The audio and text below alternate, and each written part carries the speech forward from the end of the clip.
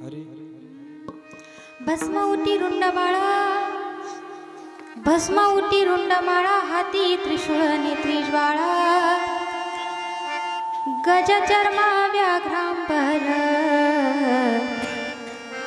कंठी शोभे वासुकी हार, भूते बेताळ नाचती, भूते बेताळ नाचती, हर्षयुक्त उमापती, गज चर्मा व्याघ्रांबर, कंठी शोभे वासुकी हार, सर्व सुखाचे आगर, म्हणे नरहरी सोनार, गज चर्म व्याघ्रांबर, कंठी शोभे वासुकी हार, समचरण सरोजम सान्द्रनीलाम्बुदाभं, जगनविहित पानिं मण्डनं मण्डनहनं, तरुण तुलसीमाला कंधरं कंजनेत्रं, सदैधवलहासं विठ्ठलं चिन्तयामि। पांडुरंग करू प्रथम नमन, पांडुरंग करू प्रथम नमन, पांडुरंग करू प्रथम नमन, हे पांडुरंग करू प्रथम नमन, पांडुरंग करू प्रथम नमन, पांडुरंग करू प्रथम नमन, पांडुरंग करू प्रथम नमन, पांडुरंग करू प्रथम प्रथम नमन, दुसर चरण, दुसर चरण, दुसर चरण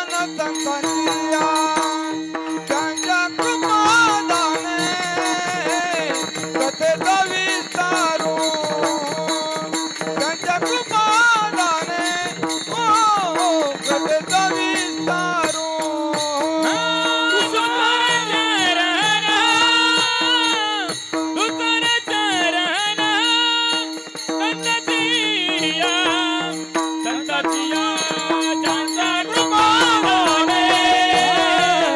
कथेचा विस्तारू, त्यांच्या कृपादाने कथेचा विस्तारू, पांडुरंग करू प्रथम नमन, दुसर चरण संतांचिया, त्यांच्या कृपादाने कथेचा विस्तारू, बाबाजी सद्गुरू दास तुका, पांडुरंग करू प्रथम नमन, दुसर चरण संतांचिया, त्याच्या कृपादाने कथेचा विस्तार, बाबाजी सद्गुरू दास तुका, दास तुका. पांडुरंगा करू प्रथम नमन, दुसरे चरण संतांचिया, त्यांच्या कृपादाने कथेचा विस्तारू, बाबाजी सद्गुरु दास तुका. ओम नमो ज्ञानेश्वरा करुणा करा दयाळा, तुमचा अनुग्रह लाधलो पावन झालो चराचरी, जयांचे केलिया स्मरण, होय सकळ विद्येंचे अधिकरण, तेची वंदू श्री चरण श्री गुरूंचे ते नमस्कारुनी आता मस्तक हे पायावरी,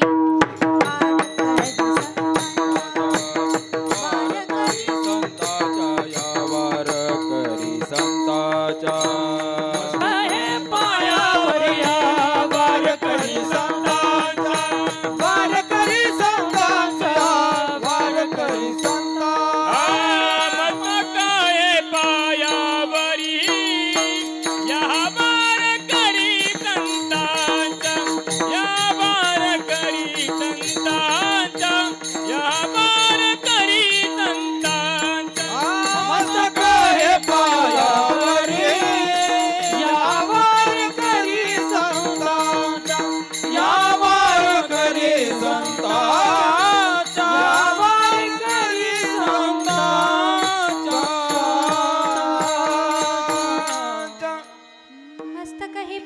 करी या वारकरी संतांच्या.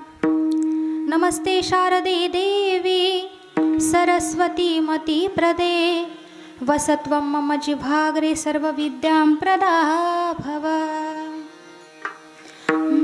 आशुतोष शशांक शेखर चंद्रमौली चिदंबरा कोटि कोटि प्रणाम शंभो कोटि नमन दिगंबरा कोटि नमन दिगंबरा कोटि नमन दिगंबरा.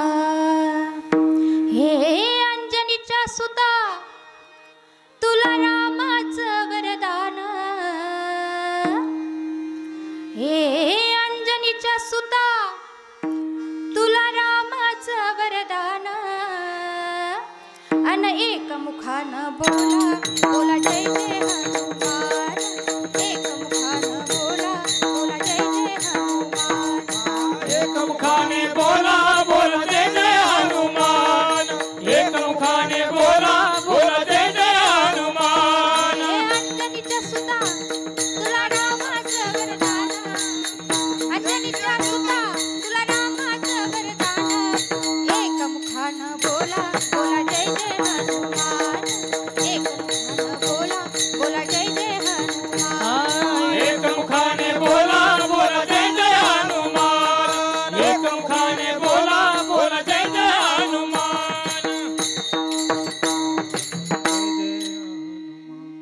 भस्मउटी रुंडमाळा भस्मउटी रुंडमाळा हाती त्रिशूळ नेत्री ज्वाळा. गज चर्मा व्याघ्रांबर कंठी शोभे वासुकी हार. प्रस्तुत प्राप्त समय प्राप्त स्थळी कीर्तन रूपी सेवेकरिता निवडलेला अभंग श्री संत श्रेष्ठ संत नरहरी सोनार महाराज यांचा 4 चरणाचा परंतु अत्यंत सोपा असा अभंग आणि तुमच्या आणि माझ्या पाठातला असणारा हा अभंग आज या ठिकाणी सेवेकरिता निवडलेला आहे. विठ्ठल विठ्ठल विठ्ठल विठ्ठल विठ्ठल विठ्ठल विठ्ठल विठ्ठल विठ्ठल विठ्ठल विठ्ठल. आज या ठिकाणी आपण सर्वजण किम निमित्ताने जमलेलो आहोत हे तर सर्वांना ज्ञातच आहे.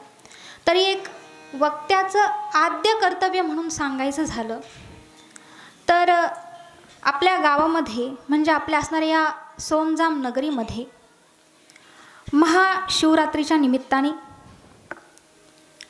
या असणाऱ्या पर्व काळावरती 3.5 दिवसाचा हा काही अखंड हरिनाम सप्ताह आहे.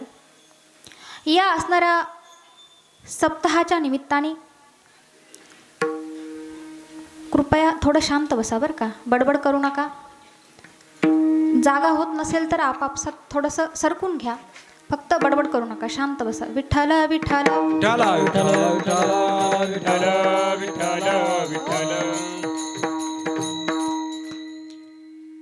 बघा महाशिवरात्रीच्या निमित्ताने असणारा हा सप्ताह आणि या असणाऱ्या अखंड हरिनाम सप्ताहामध्ये जी काही दुसऱ्या दिवसाची जी काही कीर्तनरूपी सेवा आहे हे जे काही कीर्तनरूपी पुष्प आहे हे समस्त ग्रामस्थ किंवा समस्त भजनी मंडळ असेल आमच्या माता भगिनी असतील नाही का या सर्वांच्या वतीने ही सेवा माझ्याकडे देण्यात आली.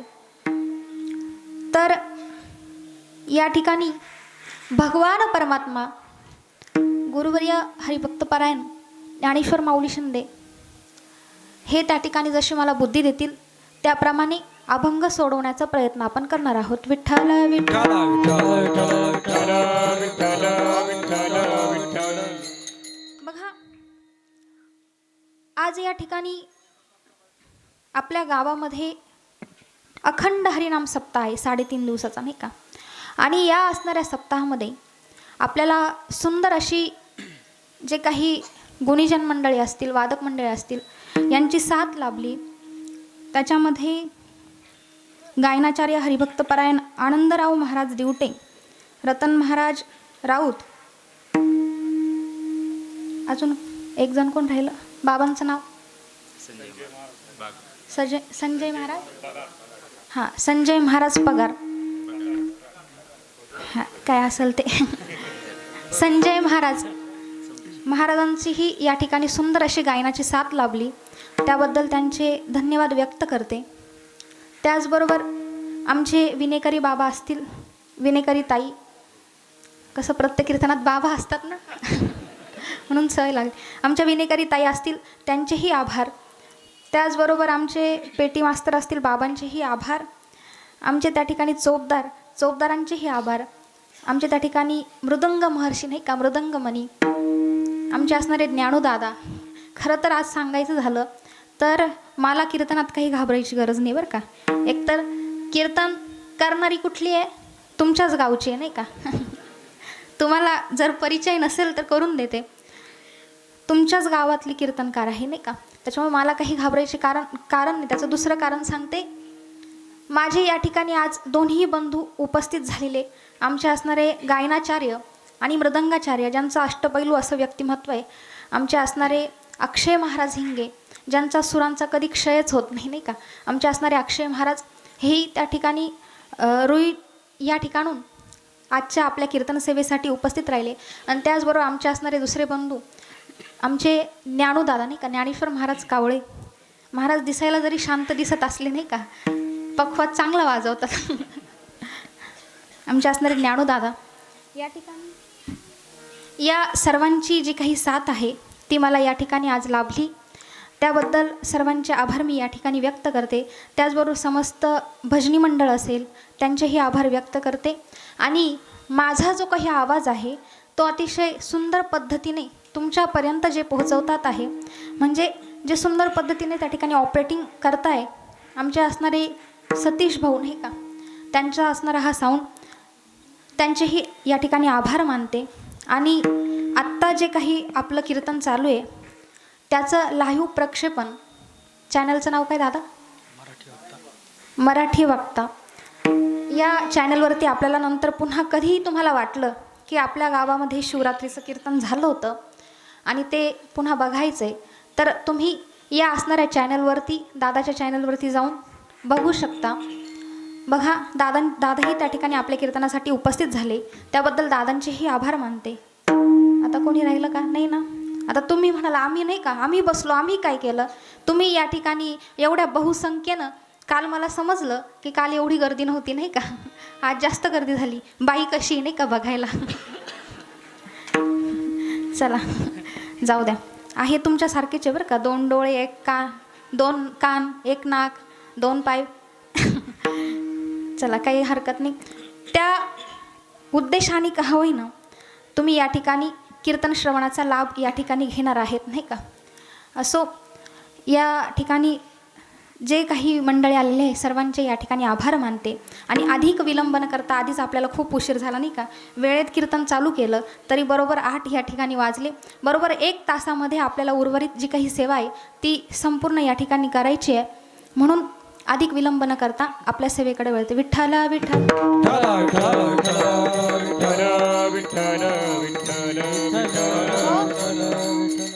बघा, अभंग संत नरहरी सोनार महाराजांचा आहे बरं का. कोणाचा आहे? संत नरहरी सोनार महाराज. आता तुम्ही म्हणाल आम्ही इतक्या दिवस कीर्तन ऐकले, परंतु तुकाराम महाराजांचा अभंग ऐकला नाही का, त्याच्यावरती कीर्तन ऐकलं. माऊली ज्ञानोबरायांच्या अभंगावरती कीर्तन ऐकलं. नामदेवरायांच्या अभंगावरती कीर्तन ऐकलं. नादबाबांच्या अभंगावरती सुद्धा कीर्तन ऐकलं. परंतु असे त्या ठिकाणी तुरळक त्या ठिकाणी अभंग आहे की संत सोनार महाराज यांनी त्या ठिकाणी लिहिलेले आहे. आणि ज्यांना आपल्या असणाऱ्या भजनी मालिकेमध्ये अतिशय मोलाचं स्थान, अतिशय महत्त्वाचं स्थान या ठिकाणी दिलेलं आहे बरं का. 12व्या शतकामध्ये श्री संत नरहरी सोनार महाराज या ठिकाणी झाले आणि त्यांनी हा जो काही अभंग आहे तो त्या ठिकाणी लिहिला. अभंगामधून संत नरहरी सोनार महाराज आपल्या असणाऱ्या भगवान शिवाचं रूपाचं आणि स्वरूपाचं काय करतात, परिचय देतात. विठ्ठल विठ्ठल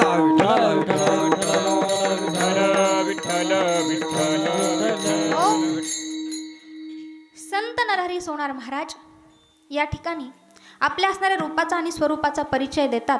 कोणाचा? भगवान शिवजीच्या. बघा, संत नरहरी सोनार महाराजांचा जर परिचय द्यायचा झाला तर सोनार महाराज हे अतिशय कट्टर शिवभक्त होते बरं का, कट्टर शिवभक्त होते. बघा, त्यांचं जर चरित्र जर तुम्ही जर बघितलं तर त्या चरित्रामध्ये तुम्हाला कळेल संत नरहरी सोनार महाराज हे समाजाने कोण होते? सोनार होते बरं का. म्हणजे त्यांचा व्यवसायच तो होता काय? सोनार. मग आता काय झालं की एक असणारा सावकार त्याला पंढरपूरच्या पांडुरंगाला त्या ठिकाणी कमरेला काय करायचं होता? करदोडा तयार करायचा होता बरं का. करदोडा कळतंय ना? आपल्या शुद्ध मराठी भाषेत करगुटा नाही का? समजलं नाही तर सांगत चला बरं, सांगत जाईल मी. करतोडा त्या ठिकाणी त्याला काय करायचा होता? सावकाराला तयार करायचा होता. आणि मग सावकाराने पूर्ण गावामध्ये फेरफटका मारला आणि गावामध्ये फेरफटका मारल्यानंतर त्या असणाऱ्या सावकाराला असं समजलं की संत नरहरी सोनार महाराज आहे ना, ते अतिशय उत्कृष्ट असे कारागीर आहे म्हटले. त्याला सांगण्यात आलं की म्हटले तुम्ही काय करा, त्या सावकाराला सांगितलं की तुम्ही सोनार महाराजांकडे जा, ते अतिशय सुंदर अशा पद्धतीचा करतोडा तुम्हाला काय करतील म्हटले? तयार करून देतील. कशाचा? सोन्याचा बरं का. मग आता सावकार त्या ठिकाणी सोनार महाराजांकडे आला. आल्यानंतर म्हटले महाराज मला समजलं आपल्या कामाची तारीफही त्या ठिकाणी झाली म्हटले. तुम्ही काय करा, मला पंढरीचा जो काही पांडुरंग परमात्मा आहे ना म्हटले, त्या देवासाठी काय करायचं आहे? कमरेला करतोडा तयार करायचा आहे. तुम्ही काय करा, अतिशय सुंदर पद्धतीचा मला काय करा म्हटले? करतोडा तयार करून द्या. आता नरहरी सोनार महाराज म्हटले जमणार नाही. म्हटले का? म्हटले करतोडा जर तयार करायचा असला तर मला काय करावं लागेल म्हटले? माप घ्यायला यावं लागेल. आणि माझा नियम आहे म्हटले, मी भगवान शिवाला सोडून दुसऱ्या कोणत्याच देवाला बघतही नाही आणि दर्शनसुद्धा देवाचं घेत नाही. मी फक्त कोणाला भजतो? भगवान शिवाला, महादेवाला. मग आता सावकाराने त्या ठिकाणी विनंती केली. मग म्हटले ठीक आहे, मी तयार करून देतो, परंतु काय करा, माप तुम्ही घेऊन या म्हटले. कशाचं? कमरेचं. मी काही मंदिरात जाणार नाही, तुम्ही जायचं आणि माप घेऊन यायचं. सावकार त्या ठिकाणी तयार झाला. सावकार त्या असणाऱ्या मंदिरामध्ये गेला. गेल्यानंतर त्यांनी अतिशय सूक्ष्म पद्धतीने ते माप घेतलं बरं का. अतिशय सूक्ष्म पद्धतीने माप घेतलं आणि संत नरहरी सोनार महाराजांकडे पुन्हा आला आणि दिलं, ते माप दिलं. संत नरहरी सोनार महाराजांनी सुद्धा अतिशय सुंदर असा करतोडा सुवर्णाचा तयार करून दिला. आणि सावकाराने तो जो काही करतोडा होता तो घेतला आणि मंदिरामध्ये जाऊन देवाच्या कमरेला लावला. तर तो काय झाला? 4 बोटं लहान झाला बरं का. आता बघा, अतिशय सूक्ष्म पद्धतीने माप घेतलेलं होतं तरी काय झाला? 4 बोटं लहान झाला. पुन्हा आले. म्हटले महाराज तुम्ही हा करतोडा बनवला, परंतु तो काय झालाय म्हटले? लहान झालेला आहे. पुन्हा याच्यामध्ये थोडंसं काय करा, वाढ करा. म्हटले ठीक आहे. संत सोनारांनी काय केलं, त्याच्यामध्ये थोडंसं सोनं घालून पुन्हा वाढ केली आणि पुन्हा दिला. आता दिला आणि पुन्हा सावकाराने मंदिरामध्ये नेला आणि पुन्हा देवाच्या कमरेला लावलं. तर काय झालं? पुन्हा 4 बोटं वाढला बरं का. म्हणजे तो देवाच्या कमरेतूनच गळायला लागला. मग आता पुन्हा असं झालं. पुन्हा सावकार कोणाकडे आले? सोनार महाराजांकडे. म्हटले महाराज आता केला, परंतु आता काय झालं? मोठा झालं. म्हटले महाराज हे बघा, आम्ही किती सूक्ष्म पद्धतीने माप घेतलं तरी आम्हाला काही माप घेता येत नाही, कारण ते तुमचं काम आहे. तुम्हीच चला ना म्हटले मंदिरात, तुम्हीच माप घ्या आणि एकदाचा चांगला असा करतोडा बनवून द्या. संत सोनार म्हटले मी मंदिरामध्ये येणार नाही, कारण का? मी कट्टर असा शिवाचा भक्त आहे, मी मंदिरात येणार नाही. परंतु खूप लोकांनी आग्रह केला. म्हटले ठीक आहे, तुमच्या आग्रहास्तव मी मंदिरामध्ये येईल, परंतु माझी एक अट आहे. काय? मी डोळ्याला पट्टी बांधील म्हटली. काय करील? डोळ्याला पट्टी बांधील. आता संत सोनाराने काय केलं? डोळ्याला पट्टी बांधली आणि मग मंदिरामध्ये गेले. मंदिरामध्ये प्रवेश केला आणि देवाच्या कमरेचं माप घेण्यासाठी संत सोनार त्या ठिकाणी गेले आणि देवाचं कंबर त्या ठिकाणी असं हातामध्ये धरलं. म्हणजे माप घेण्यासाठी असं देवाला स्पर्श केला. कोणाला? पांडुरंग परमात्म्याला बरं का. असं कमरेला स्पर्श केला आणि डोळ्यावरती पट्टी बांधलेली आहे. तर संत सोनारांना हाताला काय लागायचं? शिवपिंड लागायची बरं का. शिवपिंड त्या ठिकाणी हाताला लागायची. आणि पुन्हा पट्टी खाली ओढून पाहिलं तर पांडुरंग परमात्मा दिसायचा. पुन्हा त्या ठिकाणी पट्टीवरती घ्यायचे आणि पुन्हा देवाचं माप घेण्यासाठी हात त्या ठिकाणी कमरेला लावायचे, तर पुन्हा काय लागायची? शिवपिंड लागायची. आणि पुन्हा पट्टी खाली ओढली की कोण दिसायचं? पांडुरंग परमात्मा दिसायचा. मग आता संत सोनारांच्याही त्या ठिकाणी लक्षात आलं की काय हरी आणि हर हा काय आहे? एकच आहे, नाही का? हरी हरा भेद नाही नका करू वाद, नाही नका करू वाद, नाही नका करू वाद. हरे हरा भेद नाही नका करू वाद, नाही नका करू वाद, नाही नका करू वाद. हरी हरा भेद नाही नका करू वाद, नाही नका करू वाद, नाही नका करू वाद. हरे हरा भेद नाही नका करू वाद, नाही नका करू वाद, नाही नका करू वाद. हो, महाराजांनी प्रमाण दिलं. हरिहरा भेद नाही नका करू वाद. बघा, संत सोनारांच्याही लक्षात आलं की हा जो काही हर आणि हरी आहे तो एकच आहे. हरिहरामध्ये भेद हा नाही. शेवटी पांडुरंग परमात्म्याने संत सोनारांच्या स्वप्नामध्ये जाऊन संत सोनारांना दृष्टांत दिला आणि मग त्यावेळेस सोनार महाराजांना लक्षात आलं आणि तेव्हापासून ते पांडुरंगाच्याही मंदिरात जायला लागले. विठ्ठल विठ्ठल. बघा, दृष्टांत संपला. सांगण्याचा माझा इत्यर्थ एकच आहे की आपण त्या ठिकाणी भेद निर्माण करतो बरं का. आपण काय म्हणतो? आम्ही शिवभक्त आहे, आम्ही वैष्णव आहे, नाही का, आम्ही वारकरी आहे. हा भेद कोण निर्माण करतो? तो आपण, नाही का. बघा, एक दृष्टांत देऊन जाईल. दोन असणारे गृहस्थ आणि त्यांना रोज त्या ठिकाणी सवय होती की त्यांचे जे काही कुत्रे आहे ना ते दोघंही त्या कुत्र्यांना घेऊन काय करायचे? सकाळी सकाळी चक्करला यायचे बरं का. म्हणजे त्याला काय म्हणतो आपण? मॉर्निंग वॉक, नाही का. मॉर्निंग वॉकसाठी त्या ठिकाणी ते यायचे. सकाळी आल्यानंतर ते रोज एकमेकांना भेटायचे बरं का. ते दोघं जण ते रोज भेटायचे, कारण का ते मित्र होते. ते रोज आपापसात बोलायचे, सुखदुःख त्या ठिकाणी एकमेकाला सांगायचे आणि बऱ्याच वेळ बसून गप्पा मारायचे आणि पुन्हा घरी जायचे. परंतु झालं असं, मधी बऱ्याच दिवसाचा असा काळ गेला की त्यांची भेटच झाली नाही बरं का. काही कारणास्तव नाही झाली भेट. आता त्यांचे जे काही कुत्रे होते तेही त्या ठिकाणी बघायचे की रोज आपले मालक त्या ठिकाणी भेटता, नाही का, व्यवस्थित बोलता.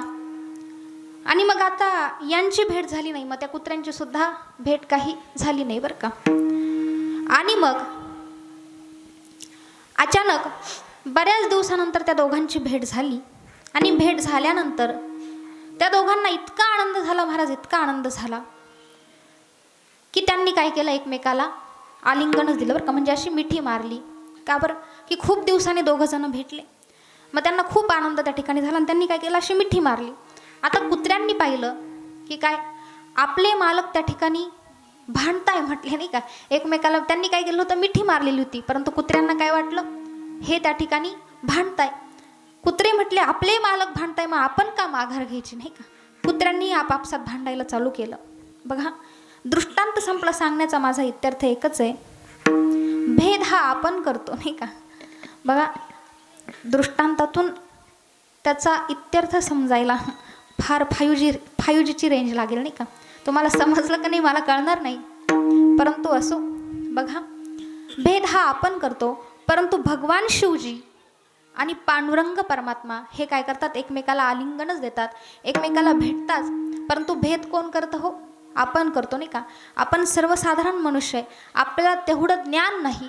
आपण त्या ठिकाणी देवांचं विभागणी त्या ठिकाणी करतो आणि त्या ठिकाणी आपल्या जीवनामध्ये एक प्रकारचं पाप त्या ठिकाणी करत असतो. विठ्ठल विठ्ठल.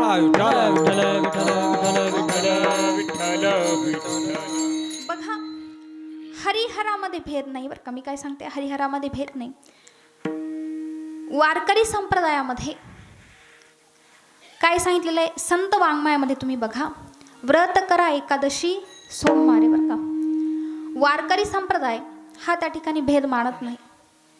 संत महात्म्यांनी सांगितलं की व्रत करा एकादशी सोमवार. संत महात्मे सांगतात एकादशी करा कोणाची, पांडुरंगाची, आणि सोमवार सुद्धा करा कोणाचा, महादेवाचा बरं का. आता वारकरी संप्रदायामध्ये जेवढ्या निष्ठेने आपण एकादशी करतो ना महाराज, तेवढ्याच निष्ठेने महाशिवरात्री सुद्धा करत असतो बरं का. तिथे त्या ठिकाणी भेद नाही. या असणाऱ्या वारकरी संप्रदायाची जी काही व्युत्पत्ती आहे ती कोणापासून आहे, भगवान महादेवापासून आहे बरं का. महादेव वारकऱ्यांचे त्या ठिकाणी पहिले शिरोमणी. एका जनार्दनी वैष्णव, एका जनार्दनी वैष्णव, एका जनार्दनी वैष्णव, शिरोमणी महादेव, शिरोमणी महादेव, एका जनार्दनी वैष्णव, एका जनार्दनी वैष्णव, शिरोमणी महादेव, शिरोमणी महादेव, एका जनार्दनी वैष्णव, एका जनार्दनी वैष्णव.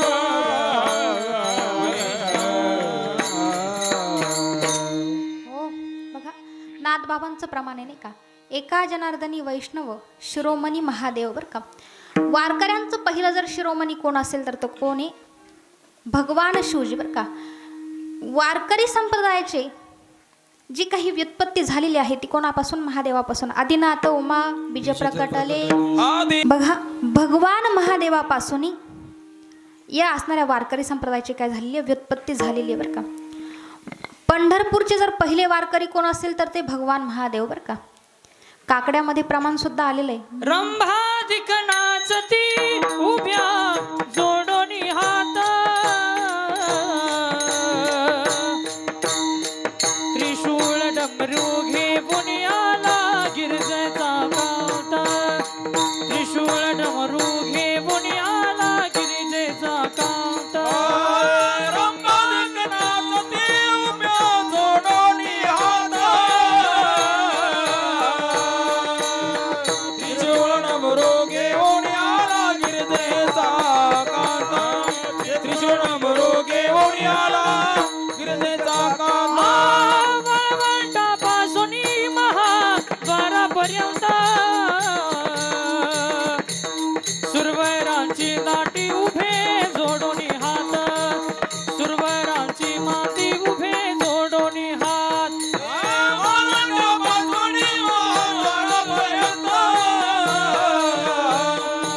सुरवराची माती उभे जोडोनी हात, सुरवराची माती उभे जोडोनी हात. हो बघा काकड्यामध्ये सुंदर असं प्रमाण आलेलं आहे.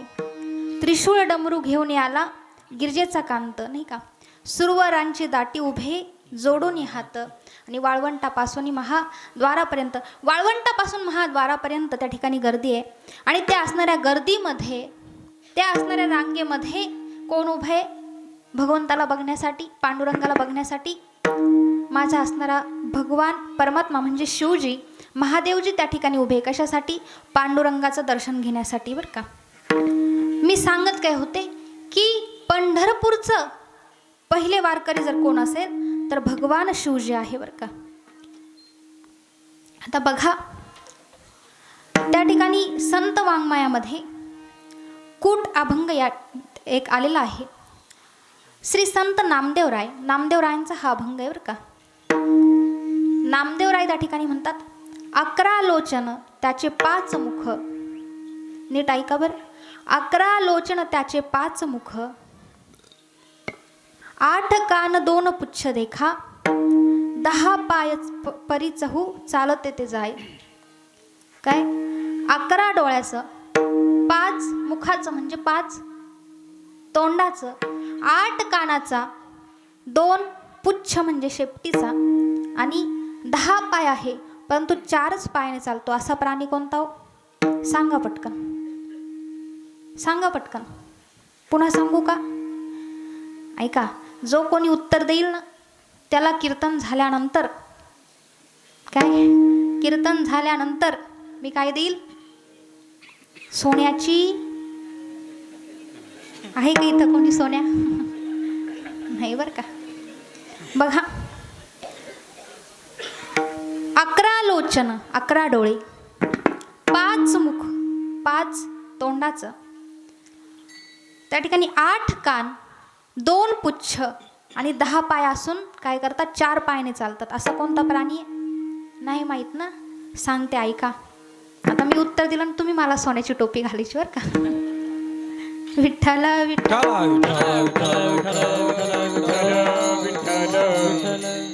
बघा, 11 डोळे कोणाचे? 3 डोळे कोणाचे? महादेवाचे. हिशोब करा बरं, मला गणित येत नाही. भगवान शंकराचे किती? 3. पार्वती मातेचे 2 डोळे बरं का.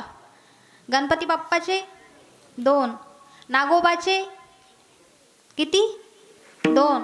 नंदी बाबाचे किती झाले? 12. कोण म्हटलं 12?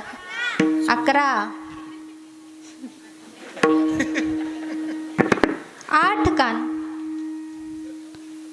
भगवान शंकराचे 2, पार्वती मातेचे 2, गणपती बाप्पाचे 2, नागोबाचे. सोनजाममध्ये नागाला पण कान असतात का? मला काय माहित नाही बरं का, मी अजून नवीन आहे. असतील तर मला पण सांगा. नागोबाला कान असतात का? नसतात. नंदी बाबाचे 2 किती झाले? 8. आता 5 मुख बघा बरं का. महादेवाचं 1, पार्वती मातेचं, गणपती बाप्पाचं किमान 1 तरी म्हणत चला. नाही काही तर प्रतिउत्तर तर करत चला. विठ्ठल विठ्ठल.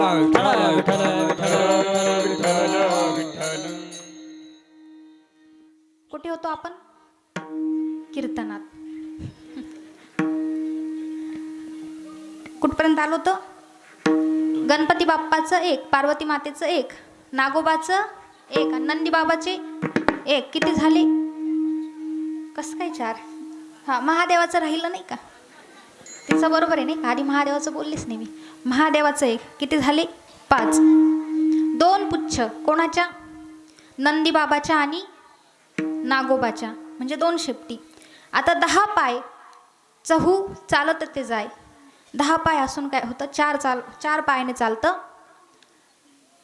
महादेवाचे 2 पाय, नंदी बाबाचे 4 पाय, त्या ठिकाणी नागोबाचे आहे का? नागोबाला आहे बरं का, जागेत तुम्ही झोपलेले नाहीत. पार्वती मातेचे 2 आणि गणपती बाप्पाचे 2 किती झाले? 6 आणि 4 10. असे 10 पाय, परंतु जातात चालतात किती? 4. म्हणजे हे सर्वजण कोण कोण? भगवान शंकर, पार्वती माता आणि नागोबा आणि गणपती बाप्पा कुठे आहे? नंदी बाबाच्या पाठीवरती. आणि चालत कोण आहे? फक्त नंदी महाराज नाही का, म्हणजे त्यांचे 4 पाय त्या ठिकाणी चालत आहे. आता हे कशासाठी सांगितलं ऐका. काय झालं? एक दिवस, मुलींनो गडबड करू नका, शांत बसा. एक दिवस भगवान शंकर त्या ठिकाणी निघाले बरं का. कुठे? पंढरपूरला वारीसाठी. आता दर महिन्याची वारी भगवान शंकर त्या ठिकाणी करायचे आणि करत असताना भगवान शंकर त्याही दिवशी निघाले. आणि जात असताना मग पार्वती मातेने विचारलं, म्हटले कुठे चाललात? म्हटले पंढरपूरला वारीला. म्हटले मग आम्हाला काही चालत नाही का? आम्हाला पण येऊ द्या. म्हणून हे सर्वजण कुठे निघाले? पंढरपूरला बरं का. मग आता हे सर्वजण त्या ठिकाणी पंढरपुरामध्ये जाऊन पोहोचले आणि तिकडून नामदेव रायाने पाहिलं की वा वा वा वा, माझा भोळा महादेव त्या ठिकाणी वारीला आलाय नाही का. मग नामदेव रायांनी काय केलं? लेखणी उचलली ना, अभंग त्या ठिकाणी लिहिला नाही का. 11 लोचन त्याचे 5 मुख, 8 कान 2 पुच्छ देखा, 10 पाय परी चहू चालत ते जाय. नामदेवरायांनी त्या ठिकाणी अभंग लिहिला आणि मग भगवान शंकर ते असणाऱ्या नंदी बाबावरून उतरले आणि उतरल्यानंतर मंदिरामध्ये प्रवेश केला.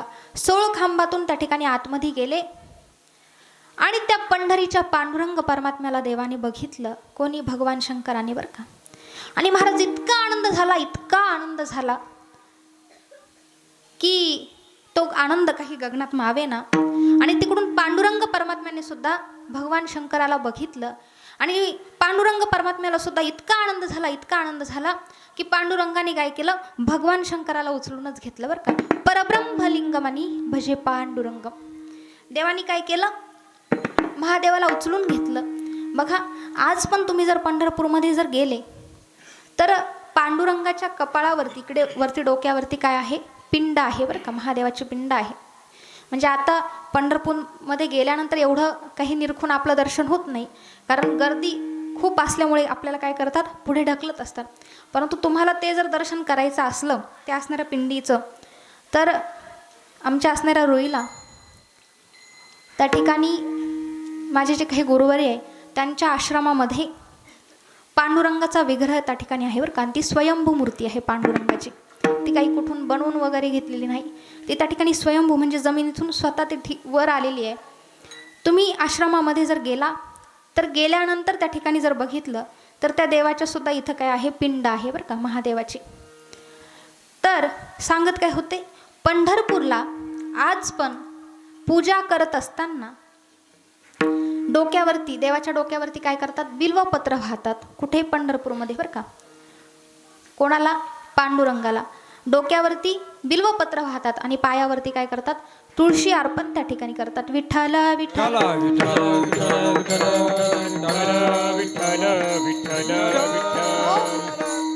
बघा, म्हणजे सांगायचं माझा इत्यर्थ एकच आहे, त्या दोघांमध्ये काय आहे? त्या ठिकाणी भेद नाही, नाही का. त्यांच्यामध्ये संबंध कसे आहे तर चांगले आहे, नाही का. परंतु भेद कोण करतं? आपण करतं.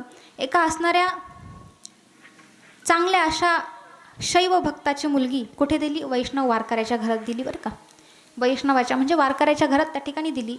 आता लग्न झालं, आधीच तिच्या सासऱ्याला काय सोयरीक काही मंजूर नव्हती, कारण तो होता उभ्या गंधावाला आणि मुलीकडचे होते आडव्या भस्मावाले. बिचाऱ्याला आधीच काही सोयरीक मंजूर नव्हती. आणि पूर्वी कसं महाराज, तेव्हा काही फरशी नव्हती नाही का घरांमध्ये, तेव्हा काही स्लॅबचे घरं नव्हते. तेव्हा काय करावं लागायचं? सारवावं लागायचं. कशाने? शेणाने बरं का. आता ती बिचारी मुलगी सकाळी उठली आणि उठल्यानंतर तिचं काम ती करायला लागली. आता शेणाने सारवतात कसं हो महिला मंडळी? आपल्याला सारवणंच माहीत नाही, नाही का. आता सरळ पोछा घेतला का नाही का फरशी पुसायला, त्याच्यामुळे सारवणं काही आपल्याला माहीत नाही. सारवतात कसं? असं नाही का. बरोबर आडवं त्या ठिकाणी सारवतात. बरोबर आहे ना? हां, बरोबर सांगते मी. मला माहिती आहे नाही का, आमच्या काळात होतं. विठ्ठल विठ्ठल. बघा, ती मुलगी त्या ठिकाणी तिने ते शेण घेतलं आणि ती त्या ठिकाणी ते घर सारवायला लागली. आता ती तिच्या पद्धतीने बरोबर सारवती बरं का. कसं? आडवं त्या ठिकाणी बरोबर सारवती. परंतु तिकडून सासरा उठला आणि सासऱ्यानं पाहिलं महाराज की काय मुलगी त्या ठिकाणी कशी सारवतीये? आडवी सारवतीये नाही का. म्हटलं सुनबाई. बिचारी त्या ठिकाणी घाबरली. म्हटले बोला मामांजी. म्हटले आपण उभ्या गंधावाले आहोत, आपण वैष्णव वारकरी आहोत, आपल्या घरामध्ये आडवं सारवायचं नाही. कसं? मग म्हटले कसं सारवायचं? म्हटले उभं सारवायचं. तिलाही कळना, बिचाराने उभं कसं तरी सारवलं. पण ती फार हुशार होती बरं का. सासऱ्याचंच भारसं जेवलेली होती महाराज. फार हुशार होती माझ्यासारखी. म्हणजे माझे सासरे दृष्टांतातल्या सासऱ्यासारखे नाही बरं का महाराज. नाहीतर कसं घरचा प्रश्न आहे नाही का. म्हणजे माझे सासरे काही दृष्टांतातल्या सासऱ्यासारखे नाही महाराज. खरं सांगते, लग्नाला वर्ष होईल परंतु माझ्या सासऱ्यांनी मला कधी दुखवलेलं नाही बरं का. एका शब्दाने सुद्धा कधी दुखवलेलं नाही. तिकडे जरी वडिलांची माया जरी सोडून आले असले तरी इकडे येऊन मला माझे सासरे म्हणजे माझे दुसरे वडीलच नाही का. वडीलच आहे, त्यांची माया त्या ठिकाणी मला मिळाली. परंतु घरामध्ये लग्नाला वर्ष होईल अजूनपर्यंत काही मला शब्दाने सुद्धा त्यांनी दुखावलं नाही. असा अतिशय आमचे अन्न म्हणजे अतिशय भोळे नाही का. भोळा महादेव म्हटलं तरी चालेल. कोणी त्या ठिकाणी त्यांना लगेच हे होतं नाही का, विठ्ठल विठ्ठल. हो. बघा दृष्टांताकडे या. सुनबाई त्या ठिकाणी हुशार होती. सासऱ्याने काय केलं, सकाळी सकाळी उठला आणि हातावरती काय घेतलं, विठोबा दंतमंजन घेतलं बरं का.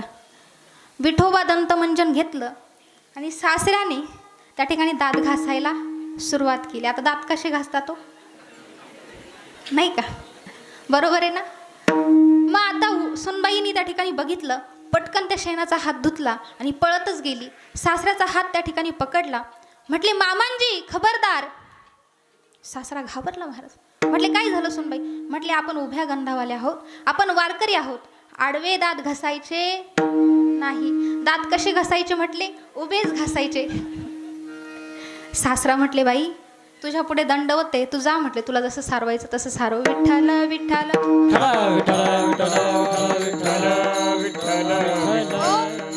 बघा दृष्टांत संपलं. सांगण्याचा माझा तात्पर्य एकच आहे की भेद हा आपल्यामध्ये आहे, त्यांच्यामध्ये नाही, नाही का. देवामध्ये हा भेद नाही. हरिहरा भेद नाही नका करू वाद, नाही का. एक एकाची हृदयी आणि गोडी साखरेच्या ठाई. भगवान परमात्मा कोण, शिवजी आणि पांडुरंग परमात्मा म्हणजे श्री विष्णू यांचे परस्परामध्ये 3 संबंध आहे बरं का. कुठले कुठले ऐका. एक आहे सखा, एक आहे बंधू आणि एक आहे भक्त. असे 3 संबंध त्या ठिकाणी आहे. मित्रत्व, एकमेकाचे मालक, एकमेकाचे मित्र आणि एकमेकाचे भाऊ, असे 3 संबंध त्या ठिकाणी एकमेकांमध्ये आहे. भगवान शिवजी प्रभू श्री रामचंद्राचं काय करतात, भजन करतात. ते एकमेकाला आपल्यामध्ये काय करतात, भजतात बरं का, पूजतात. भजन करी महादेव देव, भजन करी महादेव देव, भजन करी महादेव देव, भजन करी महादेव देव, भजन करी महादेव देव, भजन करी महादेव देव, भजन करी महादेव देव, भजन करी महादेव. राम तुझी सदाशिव, राम तुझी सदाशिव, शिव भजन करी महादेव देव, भजन करी महादेव. नाम पूजे सदाशिव, नाम पूजे सदाशिव, सदाशिव भजन करी महादेव देव, भजन करी महादेव. श्रीराम जय राम जय जय राम, श्रीराम जय राम जय जय राम, श्रीराम जय राम जय जय राम, श्रीराम जय राम जय जय राम, श्रीराम जय राम जय जय राम, श्रीराम जय राम जय जय राम. श्रीराम जय राम जय जय राम, श्रीराम जय राम जय जय राम. जय जय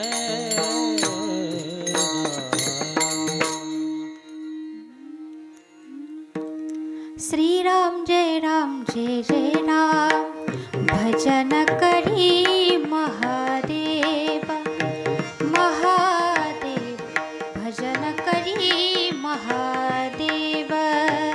राम पूजी सदाशिव, हो राम पूजी सदाशिव, भजन करी महादेव महादेव, भजन करी महादेव.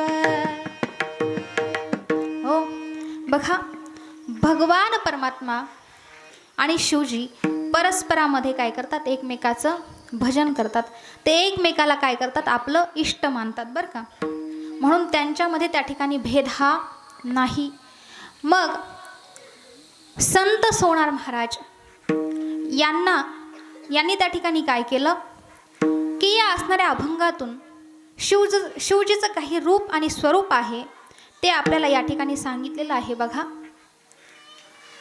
संत सोनार महाराज त्या ठिकाणी सांगतात की हा जो काही भोले बाबा आहे हा कसा आहे हो. इकडे लक्ष द्या, जाऊ द्या नाही का, इकडे बघा. भोले बाबा कसा आहे, तो काय करतो, भस्म लावतो, उटी लावतो, गळ्यामध्ये काय करतो, रुंड माळा धारण करतो, आपल्या असणाऱ्या शरीराला काय करतो, गजचर्म म्हणजे हत्तीचं कातडं, वाघाचं ते काही जे काही चर्म आहे, वाघाचं जे काही कातडं आहे ते काय करतात, धारण करतो. हेच महाराज अभंगाच्या प्रथम चरणात सांगतात.